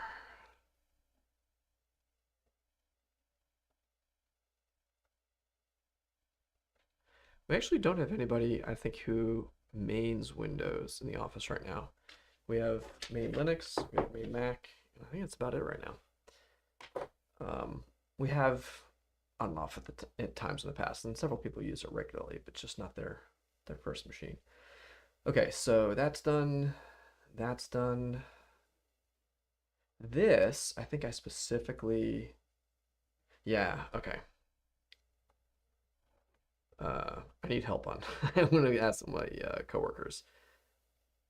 I do nothing with our calling conventions. And I need someone else to help me. So I'll mention that internally. Byte overview documentation. Yes, the byte overview. So this is actually much easier. There's two that are related. Byte overview and triage both need documentation. And like if you, so these are, if you're not familiar with them, the byte overview is here, otherwise known as the HIEW view. If you're familiar with HIEW, which is a old school hex editor that does some disassembly and a bunch of other cool stuff. And it has this particular view. Let me see, I bet if I just search for images, I can find it. Yeah, there you go. All right, so like this is a way that a lot of like old school reversers get in. Oh, hey, ethical man. Ethical man, I apologize. Cool, thanks, Sergey. Yeah, thanks for hanging out. I appreciate it.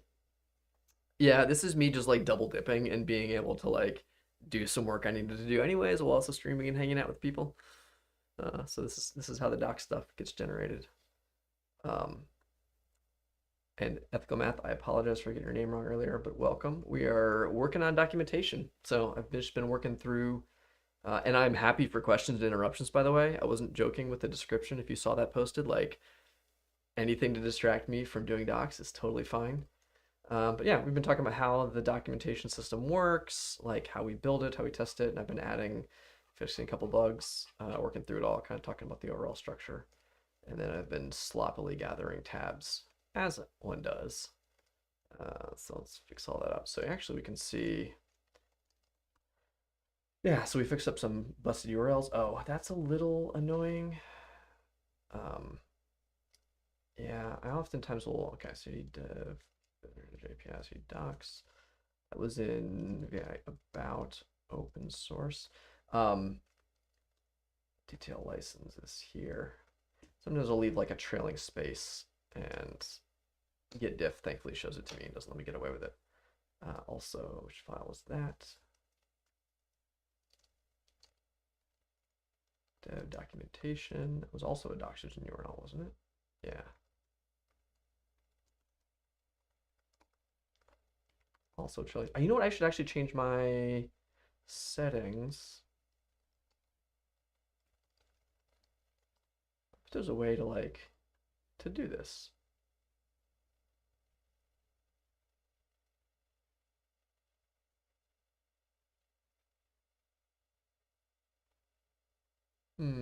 Yeah, there's a bunch of ways to do it, but they're all. Does that do it? Let's try it. No, I don't think that did it. Oh. I mean, okay. Yeah, I guess that would do it. I could kind of see it. I wanted to actually highlight it though. It's not. Oh, that was the other one. Um,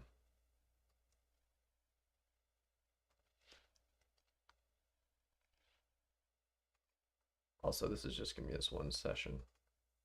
Just the background.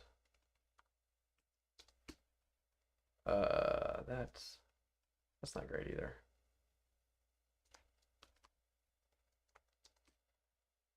There might be a better config way of doing it. I could mess with that later. Doesn't need to be Jordan playing around with Vim Day. What emoji is that one? I've not seen that. That's funny, Sergey. You're probably already gone. All right, so match. Oh, error message. Let's try that. Oops, no. Nope, I don't. Okay, so if you set list and then you also do that. So I could do that. So oh, that's not helpful. I don't really want that. VNet MRC.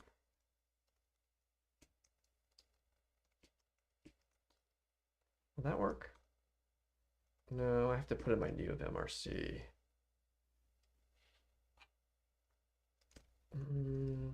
Where's that at? cd.config new vim.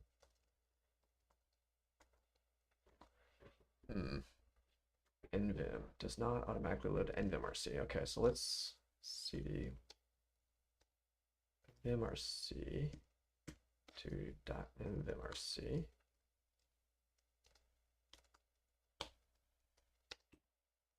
No, it's not taking into account either.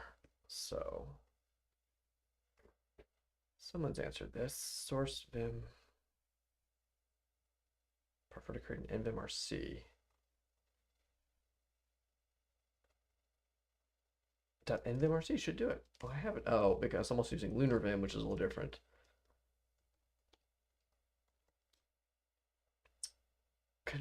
Yeah, I don't want to do the Lua config though. LunarVim, not Lua. Yeah, whatever. I'll mess with that later. So,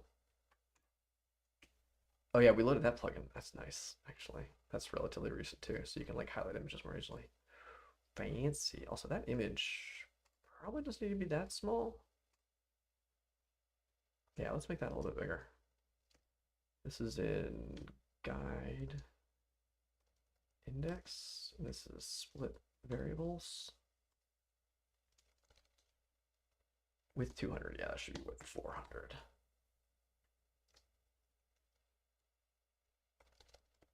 Nope, okay, docs build.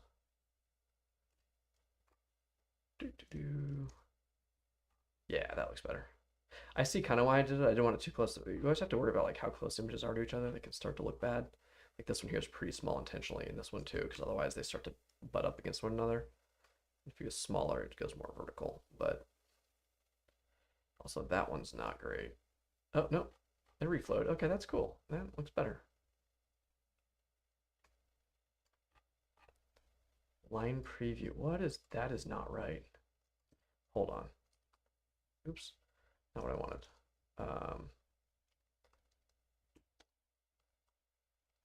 Define preview. Am I in user guide, guide index? Oh, live preview. That's fine. Live preview. Oh, what? Ah, that's not intended. Wow, how long has that been like that? Look at that. All right, that's another fix that wasn't actually expected. Yeah, that's, huh, that one was wrong.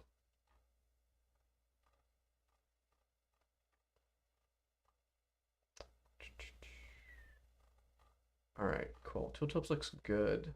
Oh, where was I? Hue and binary view. Exactly. So a lot of people like using Hue. Let's close down this and let's shrink this up a little bit. We can hit Command B to kill the sidebar. Can right click on this and choose hide, hide feature map. And then I can make the window much smaller. And yeah, that's probably what we want. We'll do, oh, there is also a thing you can do if you also want to play along at home. Being screenshot equals true, I think. Enterprise dev.app. Binary Ninja. I think that's it. Let's see. If you set that environment variable of screenshot equals true, it makes a couple of things that make our life a little bit easier. Yeah, so it hides the version number in the title, which is normally really nice for us. Like we really like that because when somebody submits a bug report and they've oh, person turquoise waving. Ah, okay. I can see it in the I just noticed it's in the Streamlabs version of it. It doesn't show the image rendered. So byte overview. Yeah, here we go. So it makes it a little bit better for screenshots. I should probably, do I want to turn off? I should probably turn off Sidekick and have a version without Sidekick. Actually, let's do this. Let's open up, I think I might just regular dev. I don't have Sidekick installed. Let's see. I can actually make a separate user folder as well too, which is something else I wanted to check that was in the docs. So I think it's under troubleshooting, user guide, troubleshooting, and user. Yeah. Be in user directory. So you can basically set your own user folder. It's under troubleshooting, which is that the only place we document it? Let's see. No, we also document it in the user folder. Oh yeah, that would be the natural place for it. That's cool. And then yeah, that's actually, I don't think I did this table. That's really nice. Who did that? GitHub Vector35 Binary Ninja. I'm kind of streaming longer than normal because I'm just kind of hanging out working on this stuff. So I appreciate people that are chilling with me. Because this is something I need to do anyways. Peter actually pinged me earlier in the day. He's like, "Hey, you're gonna get to all the docs changes in time," and I'm like, "Yeah." I didn't tell him that I was gonna use the stream for it. That was my sneaky way to get it done. Docs. What was I looking at again? Yeah, guide troubleshooting. So guide troubleshooting. Who added the table? Who do I thank for that? Wait, really? I'm just that forgetful. Oh, well, thanks, Jordan. You could have sworn somebody else did that. All right. Yeah, that also describes screenshot. So you can specify a user directory, which is kind of nice. But let's see. So this is, no. That one also has Sidekick enabled. So let's make a new folder. We can show this process of it. So what I can do is cd, let's look at our screenshot profile, then copy my license file into that folder, and then I can just do bin screenshot equals true, user directory equals users stream user screenshot profile, and this. So this is really useful, just even if you're testing things or you have like, in fact, the Python plugin dependency situation can be made a little bit better with this. It's something that came up recently. So you notice like all my fonts got smaller, but it just resets everything back to default. So there's no plugins, no settings. So it's nice and clean. So now if I open up that file, And the only thing I want to do but that's different than the default is hide the feature map. And let's shrink this up. That's an ELF. Do I have a PE handy? Let's see. I'd rather do a PE file. I feel like that's a little more natural for a whatchamacallit, that view in particular. So yeah, now go to byte overview. It should be noticeably a PE header. Cool. Hide types view, hide the history widget, hide the stack view. And here we go. Oh, it's still in the, yeah, let's take it out of the project. So let's do save as, save an analysis database, and let's save it externally on my desktop. P. So now if I open that, it'll open a new window, right? I can hide all this stuff. Oops. Yeah, there we go. Because so projects always has this little project viewer in the bottom, which is fine and really nice actually most of the time, but when you want to just take a screenshot and you're minimizing it. Cool, that's perfect. That's what I want. So this is going to be for the byte overview, or it says bytes there, but it's otherwise known as the byte overview. So now we're going to put that one in the docs. Where's it going to go? User guide. Oh, views. There's a whole section on views. Symbols. Well, I guess they're all top level views right now. I could actually subdivide them. Yeah, I don't know. We've been debating how deep we want to go in docs. Like, is it a mistake? Should everything be its own subpage? I kind of like the one big long page only because then you can like find using your browser's find too, not just the global search thing. But there's pros and cons of either approach. So we kind of go back and forth a little bit. Like I said, these are all split out. So we're starting to split more and more, which also does make sense as things get bigger and we naturally have a lot of stuff that we would be splitting it out even more. So, all right, so we've got tooltips. That's our new one. Let's see. Actually, byte overview probably should go here pretty high. Not sidebar, not switching views. We'll probably put it here under, right above graph view. I think we're going to put it above graph view. So graph view, we're going to give byte overview. And we're going to put an image. Oops. Byte overview. Over. Byte overview. All right. Yeah, that can be that big. And then we're going to desktop screenshots. Image, no, it's under docs image, right? Docs image. Byte overview.png. ECT byte overview. That's gonna be a pretty big one, so definitely want to compress it. It's worth spending a few seconds now to save a lot later. Byte overview image. All right. Byte overview.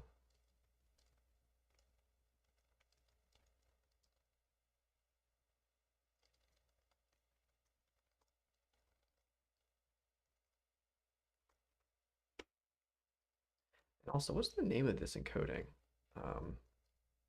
There's a name for that, like the DOS code page, like DOS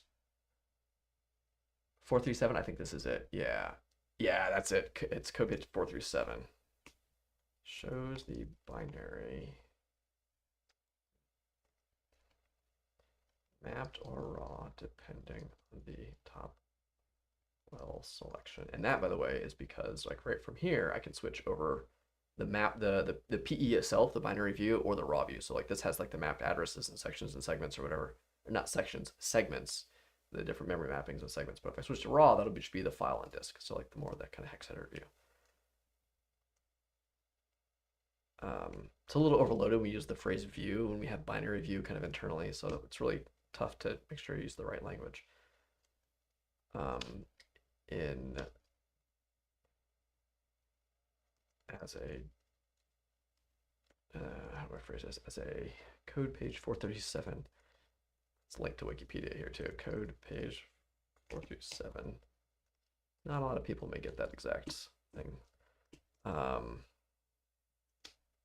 View. Set. No, text width. Text width equals 120. This view was popularized. I mean, it's not really popular. It's commonly used by malware analysis researchers using the. Gotta give credit where credit is due. Let's go get that. And what does he refer to himself as?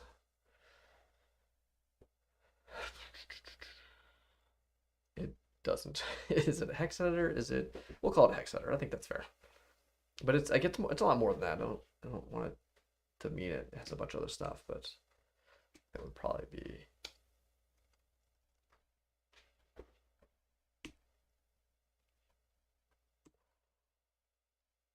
No, it's just a tool. All right. There's not really a whole lot to it.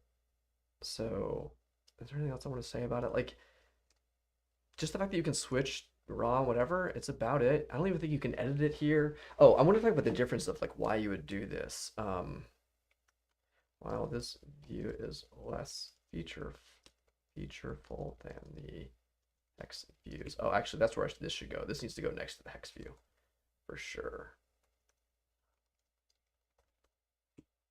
Yeah, I should go right before hex view.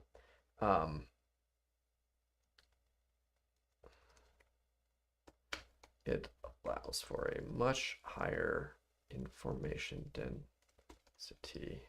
So every byte is did by one character as opposed to 3 characters in hex view, including this space between. Actually, it's more than that. It's worse than that. It's like the worst possible case, because in hex view, you have basically like 3 characters here plus there. There's actually 4 total characters. 4 total characters in hex view. Hex digits and the presentation.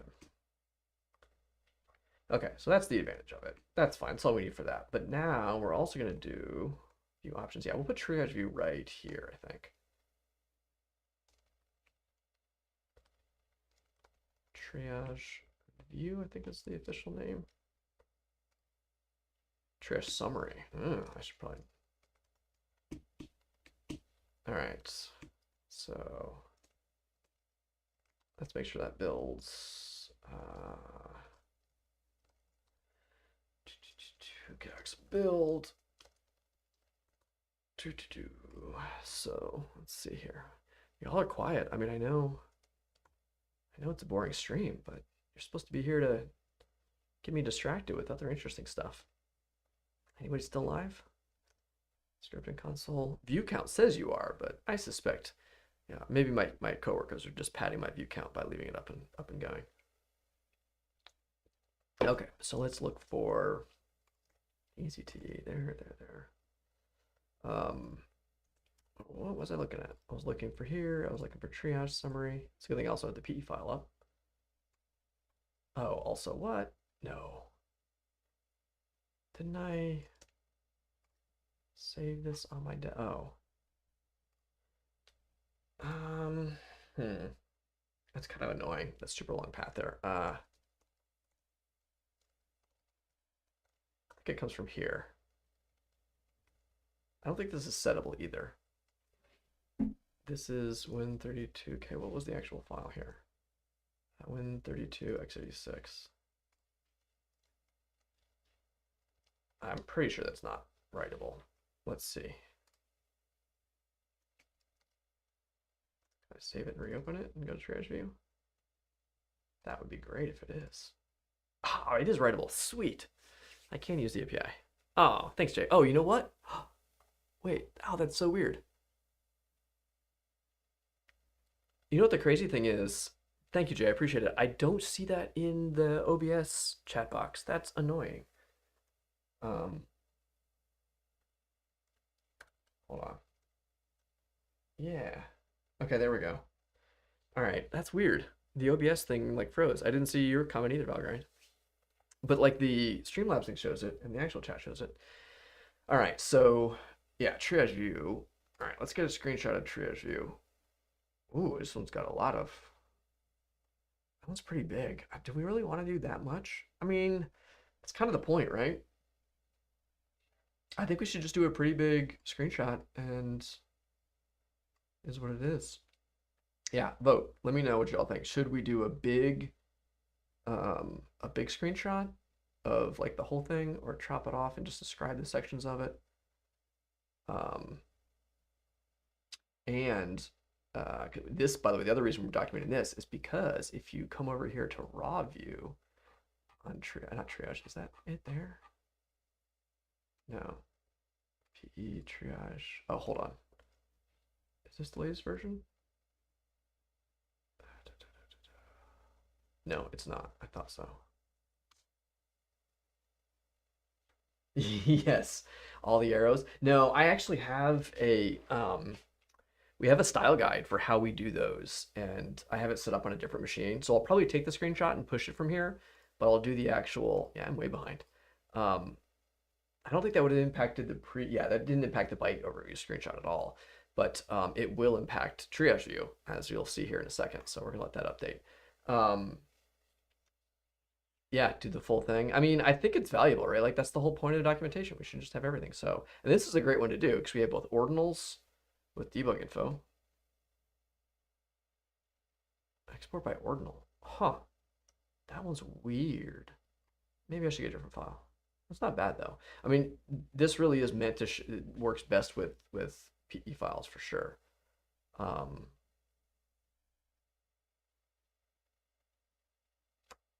yeah. Strings. Yeah, I think we should get everything. So let's see here. How much can I fit on the?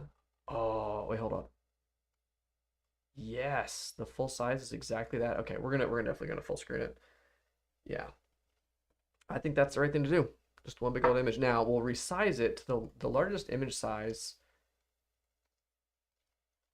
is with equals. I think I decided was 800 was the biggest I wanted to do. But again, like you can click to full screen it, so it's fine. Yeah, I think by default I only do because like yeah, we're gonna do 800. Yeah, 800 is the biggest, but triage summary. Okay. That's a big old image. So width-wise, let's go as narrow as we can until we line wrap. Actually, I can make this one a little narrower. It's a little cheaty because it's not quite the default, but it's worth it to be able to like make it a little more concise.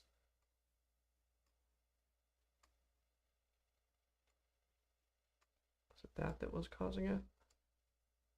Oh, no, the string view is also doing it. Okay, so that's about as narrow as we can get without anything line wrapping. Okay, so that's a big image, unfortunately, but there's not a whole lot we can do about that. We're going to call this triage view. Move desktop triage view. Docs image. Okay, now I think I can just do ECT triage view. Just do it that way. I'll let that go. Okay, so we'll call it triage summary. I should actually rename that, shouldn't I? Move summary. Let's be consistent. Triage summary.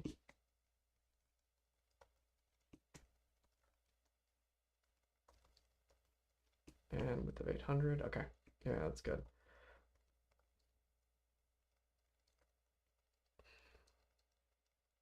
It's a little redundant to call it view maybe, but whatever. Yeah, and that's actually describe each one of the sections. So before I forget here, we're going to do entropy. We're going to describe that. Fun fact, you don't have to put real numbers. If it's markdown list, it'll fix it for you. Then you can reorder it really easily. File info, although I probably won't be reordering this. Headers, libraries. We'll add information about each one of these. Imports, exports. Actually, let's combine those. There's no point in having those separately. They're functionally the same. Sections. Interesting. We don't do segments, just sections. Strings. That's it. Yeah. Oh, and this is what I wanted to test. So it should. Yeah, base address detection after file info.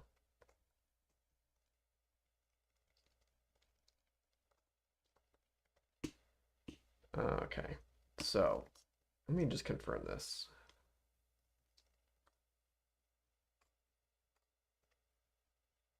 Is this my local one? Nope. Where's my local? Site index. User guide. Byte overview. All right. And there we go. Cool. So that's coming along. And now I can do this full screen if I want. Yeah. That plugin works great. Okay. Sorry, I can remember to check. So when you say, Jay, that you want to, oh, what is it? What about WBT? I thought it was want to buy WTB. I've seen that acronym before, so I misread it. Do you mean? And sorry, I know you said that a minute ago, and I just not caught it. Do you mean like the docs here for it, which I'm doing now, or something else that you were referring to? Or what about it? Like how much docs I should put in? All right, so we've got our sections now. Screenshot's good. I think that screenshot passes the new style guide. So we've got each of these sections. And now the question though is, yeah, I'll probably just label these. And the problem is they don't all show up on all views. Like you can never get both headers and the base view. Oh, I see what you're saying. Yeah. Yeah, that's true. I think TrueEdge So again, this is kind of annoying because like we use view to generically, and we also use it sort of not trademarked, but like as a binary view, like the view in the file, right? Like this has the PE has a BV. That is a binary view. That's a view. But I also mean view like what type of view you're looking at. So we kind of use it multiple ways. So yeah, renaming it triage summary is or triage view is not a bad idea because we do consider all these kind of views. I don't know. I'm gonna leave it for now. I'm trying to do light and easy things for now. I'm still stuck now at base address detection. Do I? Let's see here. So file info appears on all files. Headers, this section appears only on binary views. View formats. Wait, headers.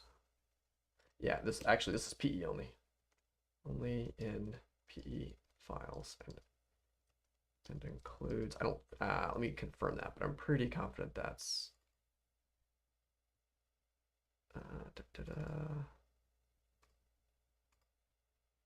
oh no, there are headers. Okay, this only in binary view, and the exact information depends on the view itself. The PE headers. No, just say PE headers are the most detailed and include such items as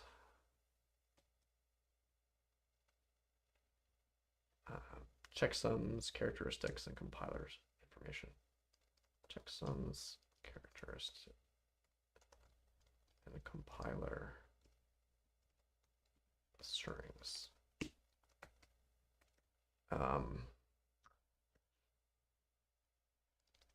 Addresses that exist in the virtual memory space of the file can be clicked to navigate to that location. Right, so I can click there, click there. I don't know why. Oh, because there's no function there. Interesting. Huh. I don't know if that's worth mentioning. Yeah, and then these, yeah, it's interesting. I like that these are underlying because you know the mouse changes and you know you can click it. We don't do that there. I actually think that's kind of inconsistent. We should probably file a bug on that. We actually had a bunch of arguments historically on that section. On specifically like what's the right syntax? Like, should we, like how do we let people know these are clickable? Is a different color enough? Should we change the cursor? Do we not? And so this is just kind of a vestigial thing where like, does this one work? Yeah, that works too. Any of them that are green should be clickable or any color. But these are still more obvious. Like if I click that, I've got, that on my copy paste buffer, which is super nice. So it's intended to, I'll put that up under the file info section. All right. So entropy,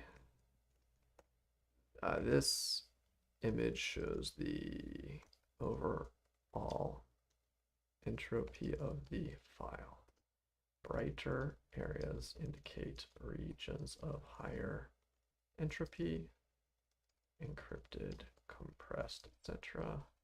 While darker regions indicate places of lower entropy. Okay, file info. This section, the file info section, contains some summary information for the file. Each result can be clicked to copy it into your clipboard. Headers, we already talked about. We got to do base edge detection. Libraries, there's something I want to mention here.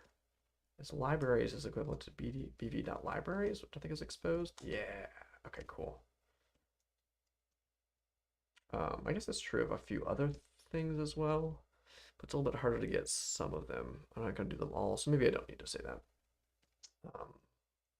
For file formats that include explicit linking information to a particular library, like PE, the libraries linked will be listed. I'm going to say it in this section and are available in the API as well. And we're going to link to docs.binaryninja, no, API.binaryninja, binary view libraries. Get external libraries is probably, yeah. Oh, that's kind of not great. I don't like that. Those should be documented, but I'm kind of in the triage section now, so I'll worry about that one later. Okay. Imports and exports, same kind of thing. In fact, actually, imports, I don't know if it's listed there. Hey, Leandro. Oh, yeah. Oh, cool. No, hold on, watch this. If you got a new release, yeah, so I mentioned, let me check my channel over here. Yep, I see it. Oh, did you fix the images too, by the way? I don't know if you saw that. Let me check the change.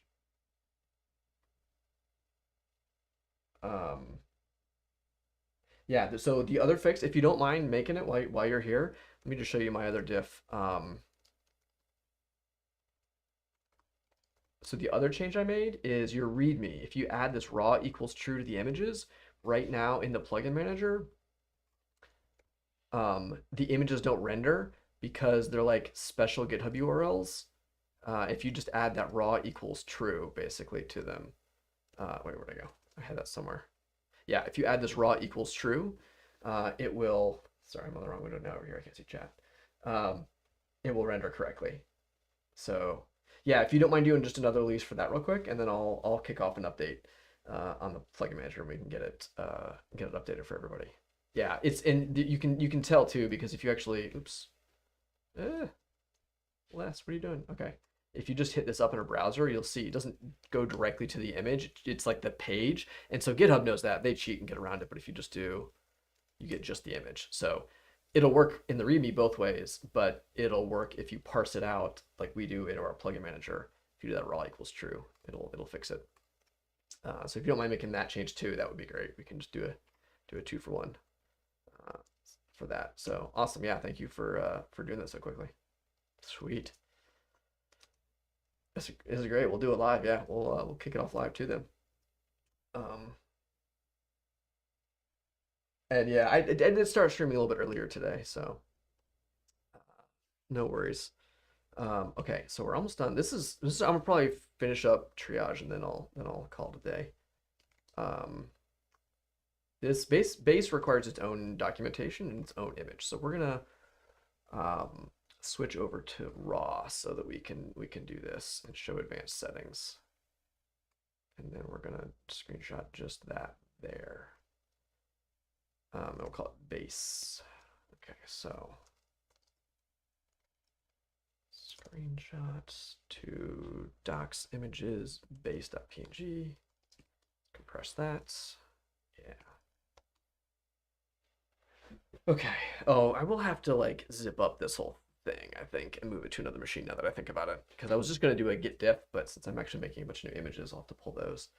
Not a huge deal. And we'll do that after the stream ends, and then I can push this, and these will be live.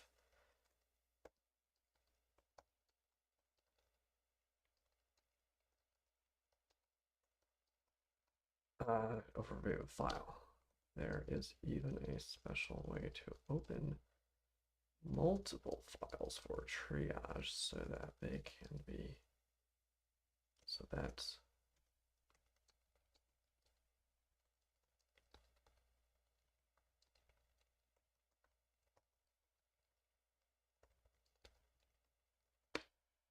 all right. So yeah, that's the other feature. In fact, I think we have that particular thing documented under the only documentation for triage view is going to be in loading files. Oop, come on, click here, triage. Yeah, that's the one I just added. There it is, open for triage. Yeah, so we don't really have anything worth linking to, so I'm not going to worry about that. We'll just describe it. It's under the file. Open. Okay.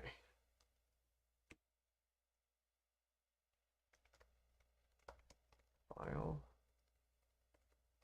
Open for triage. So I'll review before starting with a trigger a full analysis. If a file is, come on, file is opened in this way, button at the bottom. So we should actually confirm that. It says, I think it says trigger full analysis. So let's do open for triage. If you open any file here, doesn't matter what it is. Oh, it does have to have a view though, doesn't it? Yeah, so hold on, let's open for triage. We want it to be an executable file. I think I have a samples folder, don't I? Where did I store downloads? Oh, we can just go grab this file. This looks like a straight piece of malware. Oh, that's a blob, so maybe not. Also, I am going to go to the bathroom real quick.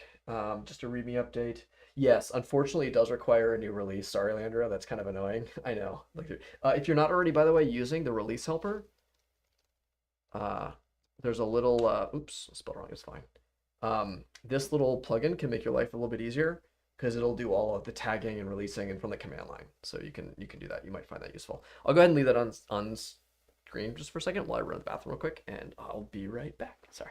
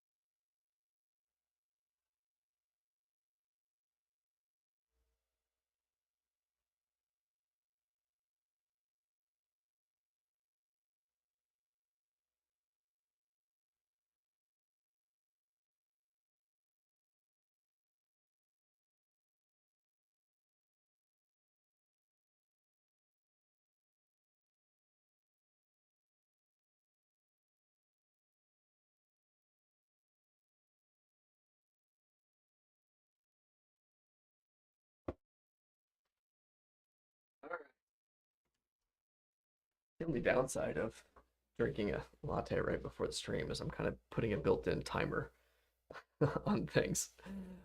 How many people did I lose during the bathroom break? All right. So that's the release helper. Awesome. Done. And so I trigger an update.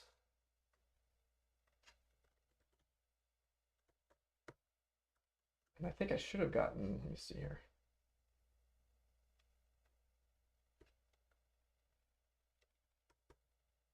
Yeah, I see 1.2 there. Okay, cool. Ironically, Slack actually hasn't caught up with it yet. Beat their notification. Cool. So I kick that off. That should go. And so in like 2 minutes or so, the plugin manager should be updated. You have to restart Binja. Sometimes there's a timer on it, but if you just restart it, usually we'll pull it. Okay, so I was looking up an executable file. Sure. There we go. And then start full analysis. That's the text I was looking for.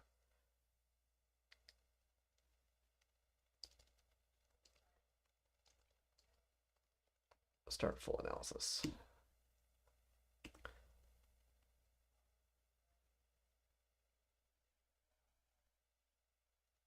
Sorry, I'm hearing faint voices. I'm trying to figure out who it is. It's chatting in the office. Okay, so start full analysis. Entropy described. File info base, we still need to do. The thing I want to check is more stuff about base. I think this is going to continue. This is going to break the numbering, right?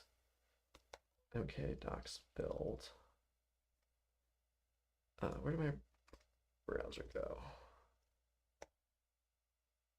Oh, no, I want triage.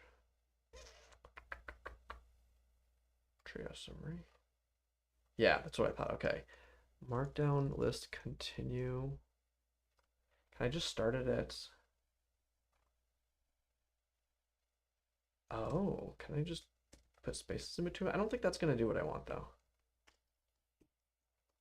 I don't think that's quite it. But we'll try it real quick. Code block? Yeah, it's not necessarily...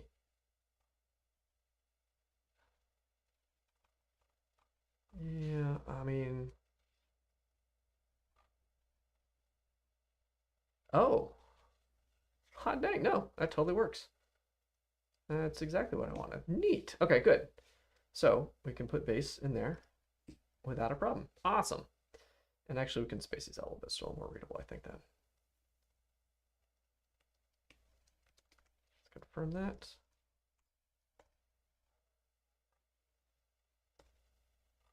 Beautiful. Much more readable. Okay, so entropy file info base, we're gonna do stuff there. Libraries, imports, exports, sections, and strings. So like I said, I'm gonna oh, I'm watching the stream too. I should split this view though, so I can see both chat and no, I lost chat if I make it too narrow. All right, that's all right. It works.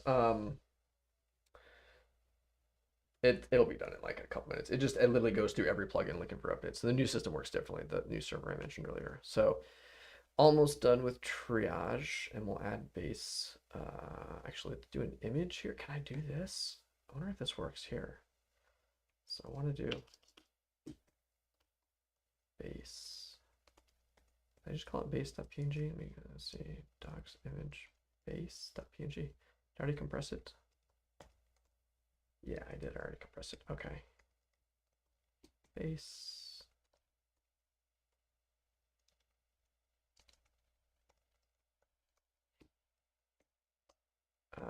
Can I put this here? I want it above that. Let's see. I'm a little worried about that. Oh, that's beautiful. It works beautifully. Cool. 4 spaces. Good to remember. Love it. All right. That works really great. So,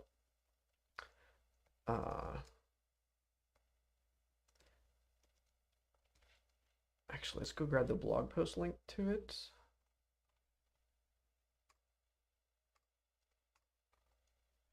Base address scan engine. BASE. Yes, we acronym that for sure.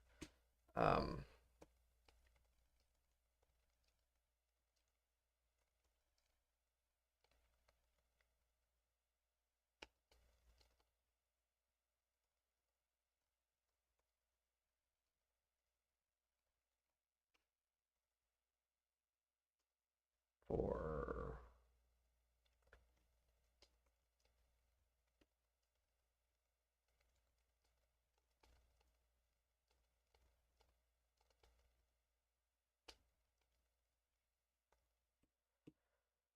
okay, and we'll just, I think for now, I'm gonna link to the blog post. Oh no, I'm straight up gonna copy this though. We are stealing that. Except it's in Markdown formatting on a separate, yeah, separate repo. So I'll have to grab that from there. I can probably just copy. Might be some online thing real quick. Let's see.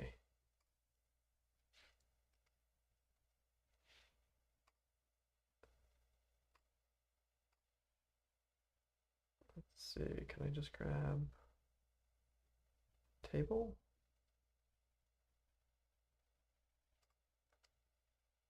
Can I just copy that? Does that work? Oh, beautiful. Beautiful. Done. Okay. Let's see if this works.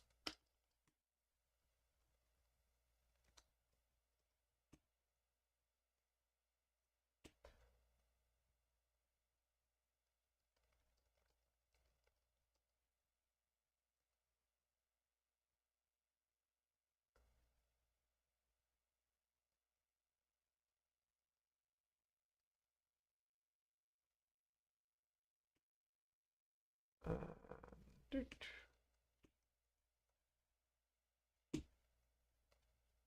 Some blog post.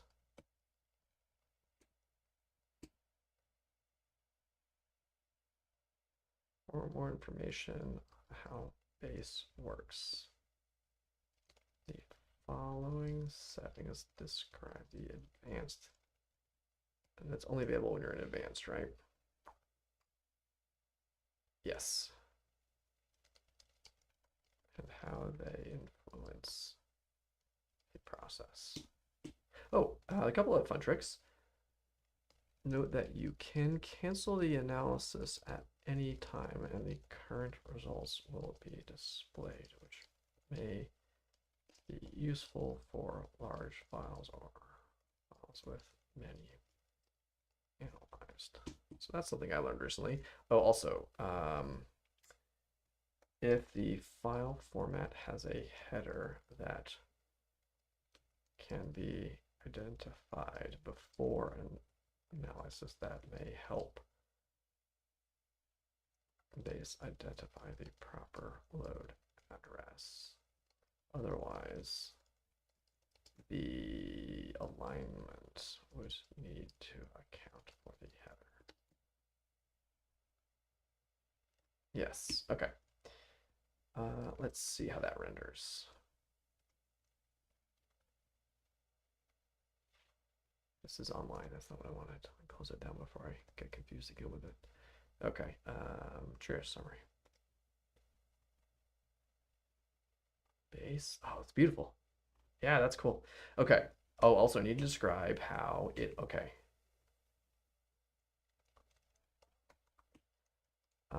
Base is only visible in the triage summary when the file doesn't specify a load address, such as a raw or mapped file. For binary views like P or Mach-O, switching the there's a way to switch the switch view option view. Where do you specify? See, mapped.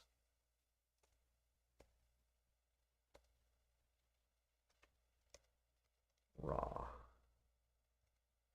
I don't know where we describe this, the concept of switching between mapped and raw. Yeah, Leandro, let me see. It should be live now, by the way. If you restart Rebinja and check the plugin manager, let me know if you see that 1.2 showing up.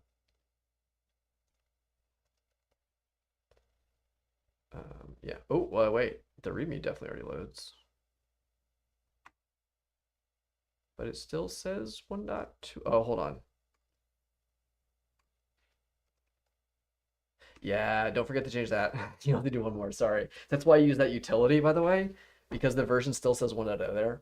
Um, and so it's kind of annoying to have both the tag and the version text, which is why I wrote that little utility, because it will do all of that automatically for you. So you might want to do another one, but that's not a big deal. Like the functionality is there, it's better.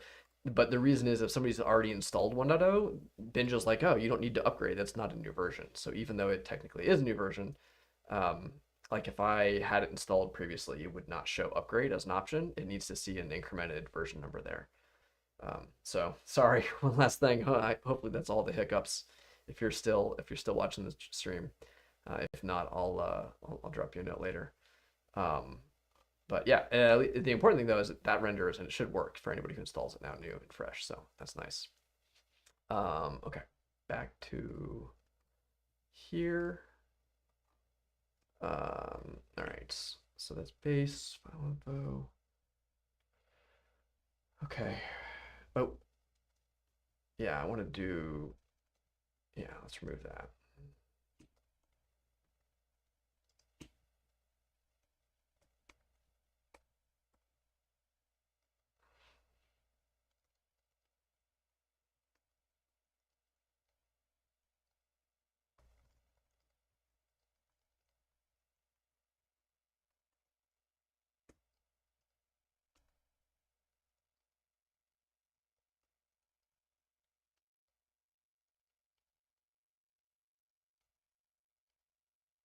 Okay.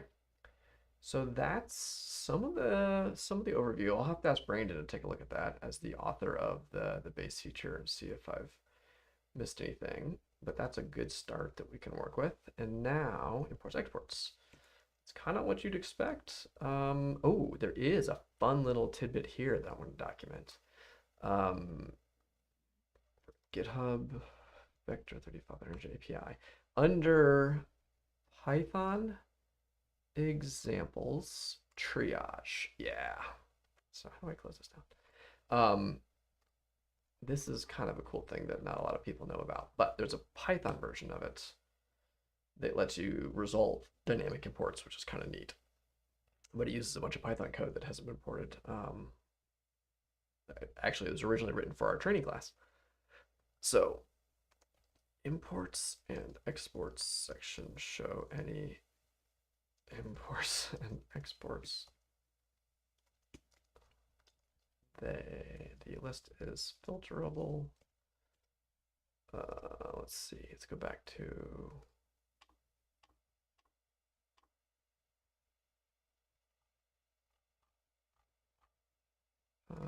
PE view. Okay.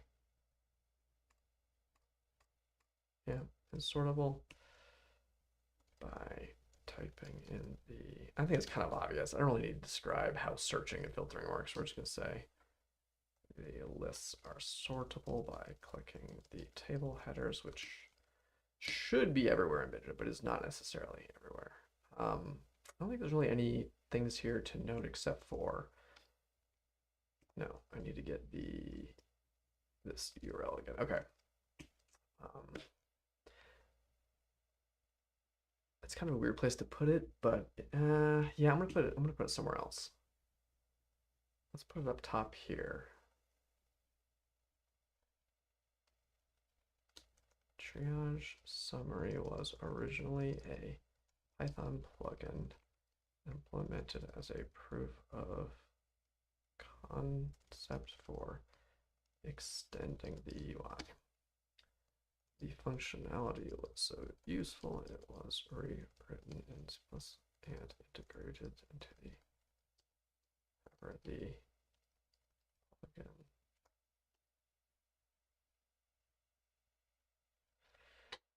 Contains a feature that this one does not. The ability to resolve some dynamic imports. dynamic, not dynamic imports. Yeah, I guess they are. It says, in fact, it specifically says resolve dynamic imports, I think, in the text. Let's see here. Views, resolve. Let's see. Init, sections, resolve. Where's the button? I'm pretty sure it's resolve. Actually, I could probably grab forward faster. Dev, binary ninja, API, CD, Python, examples, triage, resolve.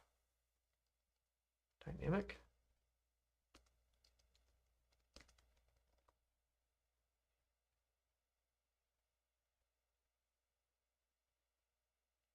Yeah, dynamic. Okay, load dynamic imports. Load dynamic, not resolve. That's the language I was looking for. Okay. Where did my... There we go. To use this version, copy the folder linked above into your plugins folder. That's documented under user guide, directories. I try to cross-link as much as possible. There we go. In fact, in the docs to docs, I don't even link to the, see, where's this one? This is the index, which means, yeah, I can just link to, it's user folder. This links right to there, to your plugins folder. We'll tell people where to find that, where to get to on each platform. And then disable the built-in C++ UI using the setting. So settings, triage, core plugins.triage. Oh, actually here, hold on. Core plugins.triage. Okay, so it's core plugins.triage setting. Okay, it's going to be, let's make it backticks. And then sorry, I'm like getting really like quiet. I just realized I try to keep my like energy level low. I'm getting tired here, running low. Hey, Amy, welcome. How are you doing? Look at that, good, just in time for me to say I'm getting low energy, and I see a friend come by. It's always nice. And thank you, by the way, for Twitter for pointing that out recently. I just saw you doing that today. So it's going to be, I think it's just settings.md. Oops, I don't know what hotkey I just hit. Yeah, and then it's core plugins.triage. So that'll tell you they can disable it in the settings as well. So, and that's actually, by the way, if you're replacing an architecture, you do the same thing. You come here and you disable the setting for the plugin, or like in Minjo, you can just search for a core plugin. Like you can disable the built-in thing and then enable your own version of it. So that's a nice way to do that. But yeah, you can disable the triage view and get that functionality. So we want to document that for a while somewhere too. I guess it's in the README too for the plugin, but it's kind of buried. So entropy, filter base, settings for base, headers, imports, exports, sections, and strings. These are pretty boring, but we'll document them and then we're done. So sections, if the file format contains section information, they will be listed here. All addresses in, oh, they should all be, by definition, all sections should be mapped. So all mapped addresses are clickable. Oops. Oh, that reminds me to navigate to the virtual address. That reminds me, yeah, the entropy map. You can actually click. You can click anywhere in the entropy map to navigate to, and which view does it use? It uses, wait, what? Is that broken? That works, right? Yeah, that wouldn't work there. yeah, Leandro. No worries, no worries. Yeah, again, you see why it's kind of tedious. And like I said, no, of course, thank you for writing the plugin. Our plugin authors are our favorite. So yeah. Let me know if this. I'm actually curious. The scripts may like warn you if you try to run. Like, by the way, these are out of sync. You want me to sync them up or make a new one for you? And it's like no work for me to retrigger our generator. So to that location in your default view because you can change the settings for that. So I think that was weird though because that worked, but then this one did not.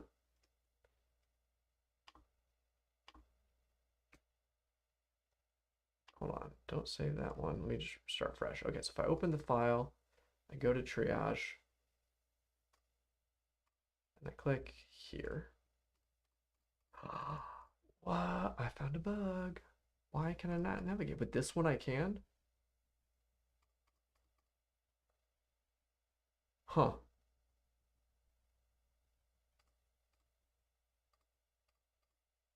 Oh, that's interesting. Triage View navigates the embedded byte overview. That's kind of cool. I should probably document that too. Why is libraries also libraries should not show up there? There should be no libraries if it is a raw view.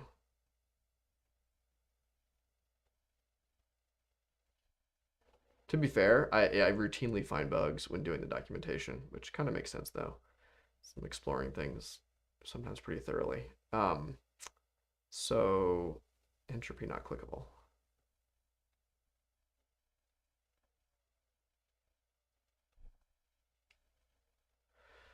All right, I don't know what that bug is. That's annoying. I wonder if this is doing the same thing, but just, oh, hold on. Let me try this. I wonder if it's like navigating. No, there's I wouldn't be surprised though if it is actually navigating that view and it's not visible instead of navigating this view. Yeah, that's weird. I don't know why that's doing that. I'll have to like, at least we have it on video. It's fun when I find bugs on stream because I'm like, well, you can recreate what I did depending on how much time you have. You just go follow everything I did in the stream. Let me open up a fresh Binja and just try that file again. Let's see. I kind of hope it reproduces here because if it doesn't. Okay, good. All right. Well, that PE file appears to reproduce it, but then let's try this file. No. Oh. Oh, that's weird. All right. Well, something about clicking the entropy map broke. So I'll file the bug. I'll let somebody else troubleshoot it. That's why we're in. Actually, do I have 4.0? Just for kicks. I always try to check, is this a regression or is this not? My guess is this might be a thing that's been broken for more than one release because it's not a lot of people even know about it. Hence why we're documenting this view. Yeah, let's see. Let's see how it does in 4.0. Is it installing it? Is it going? Oh no. That feels like 4.0 just updated itself. To be fair, it could have been because we did a 4.0 re-release not that long ago. So yeah, that's probably what that was. And something's erroring, probably. Yeah, that's fine. That is expected. Okay, so if I open this file here and I go to triage view and I click here. No, yeah, that's weird.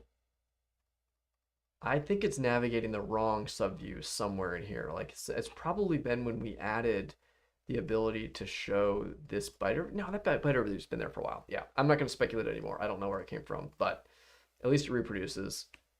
You're supposed to be able to click any of these. Actually, let me check and see if there's an existing issue for that. Entropy, probably.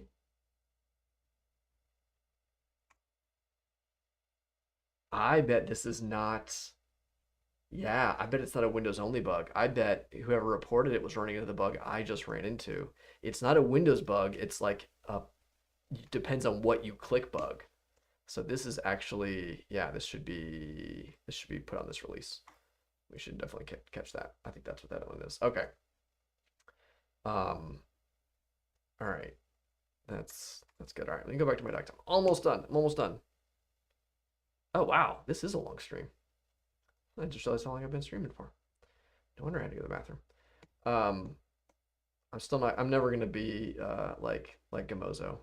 Falk does those marathon stream sessions. I don't know how he does it. Okay. So I don't think there's really anything important to say about that. Did I? Hold on. Yeah, I made my little sticky note for that. I'll have to write up all my sticky notes after the stream. Okay, so recent PE file. Triage summary. So strings, I mean, you can double click it, which people might not know, I guess. So we'll put that on it. They're filterable, the same as the other views. It's about there, all there is to it. Strings can be double clicked to navigate.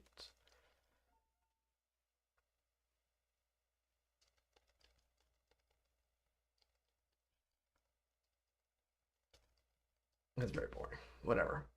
I'm just calling out the strings there. Okay. Anything else? I already did the analysis button. I think that was it. I think that's most of it. I'll let Brandon read my notes on base. And then, yeah, we've got images. We've got, yeah, that's it. That's a good amount of work. I think we've found a bunch of other bugs too that we fixed. And found, where'd it go? No, I accidentally navigated away from my issues. Let's see if there's anything else. If there's any other quick ones, I want to get those done right now while I'm in here. So issue is open, milestone Elysium. By the way, you may have noticed we renamed F was going to be Floston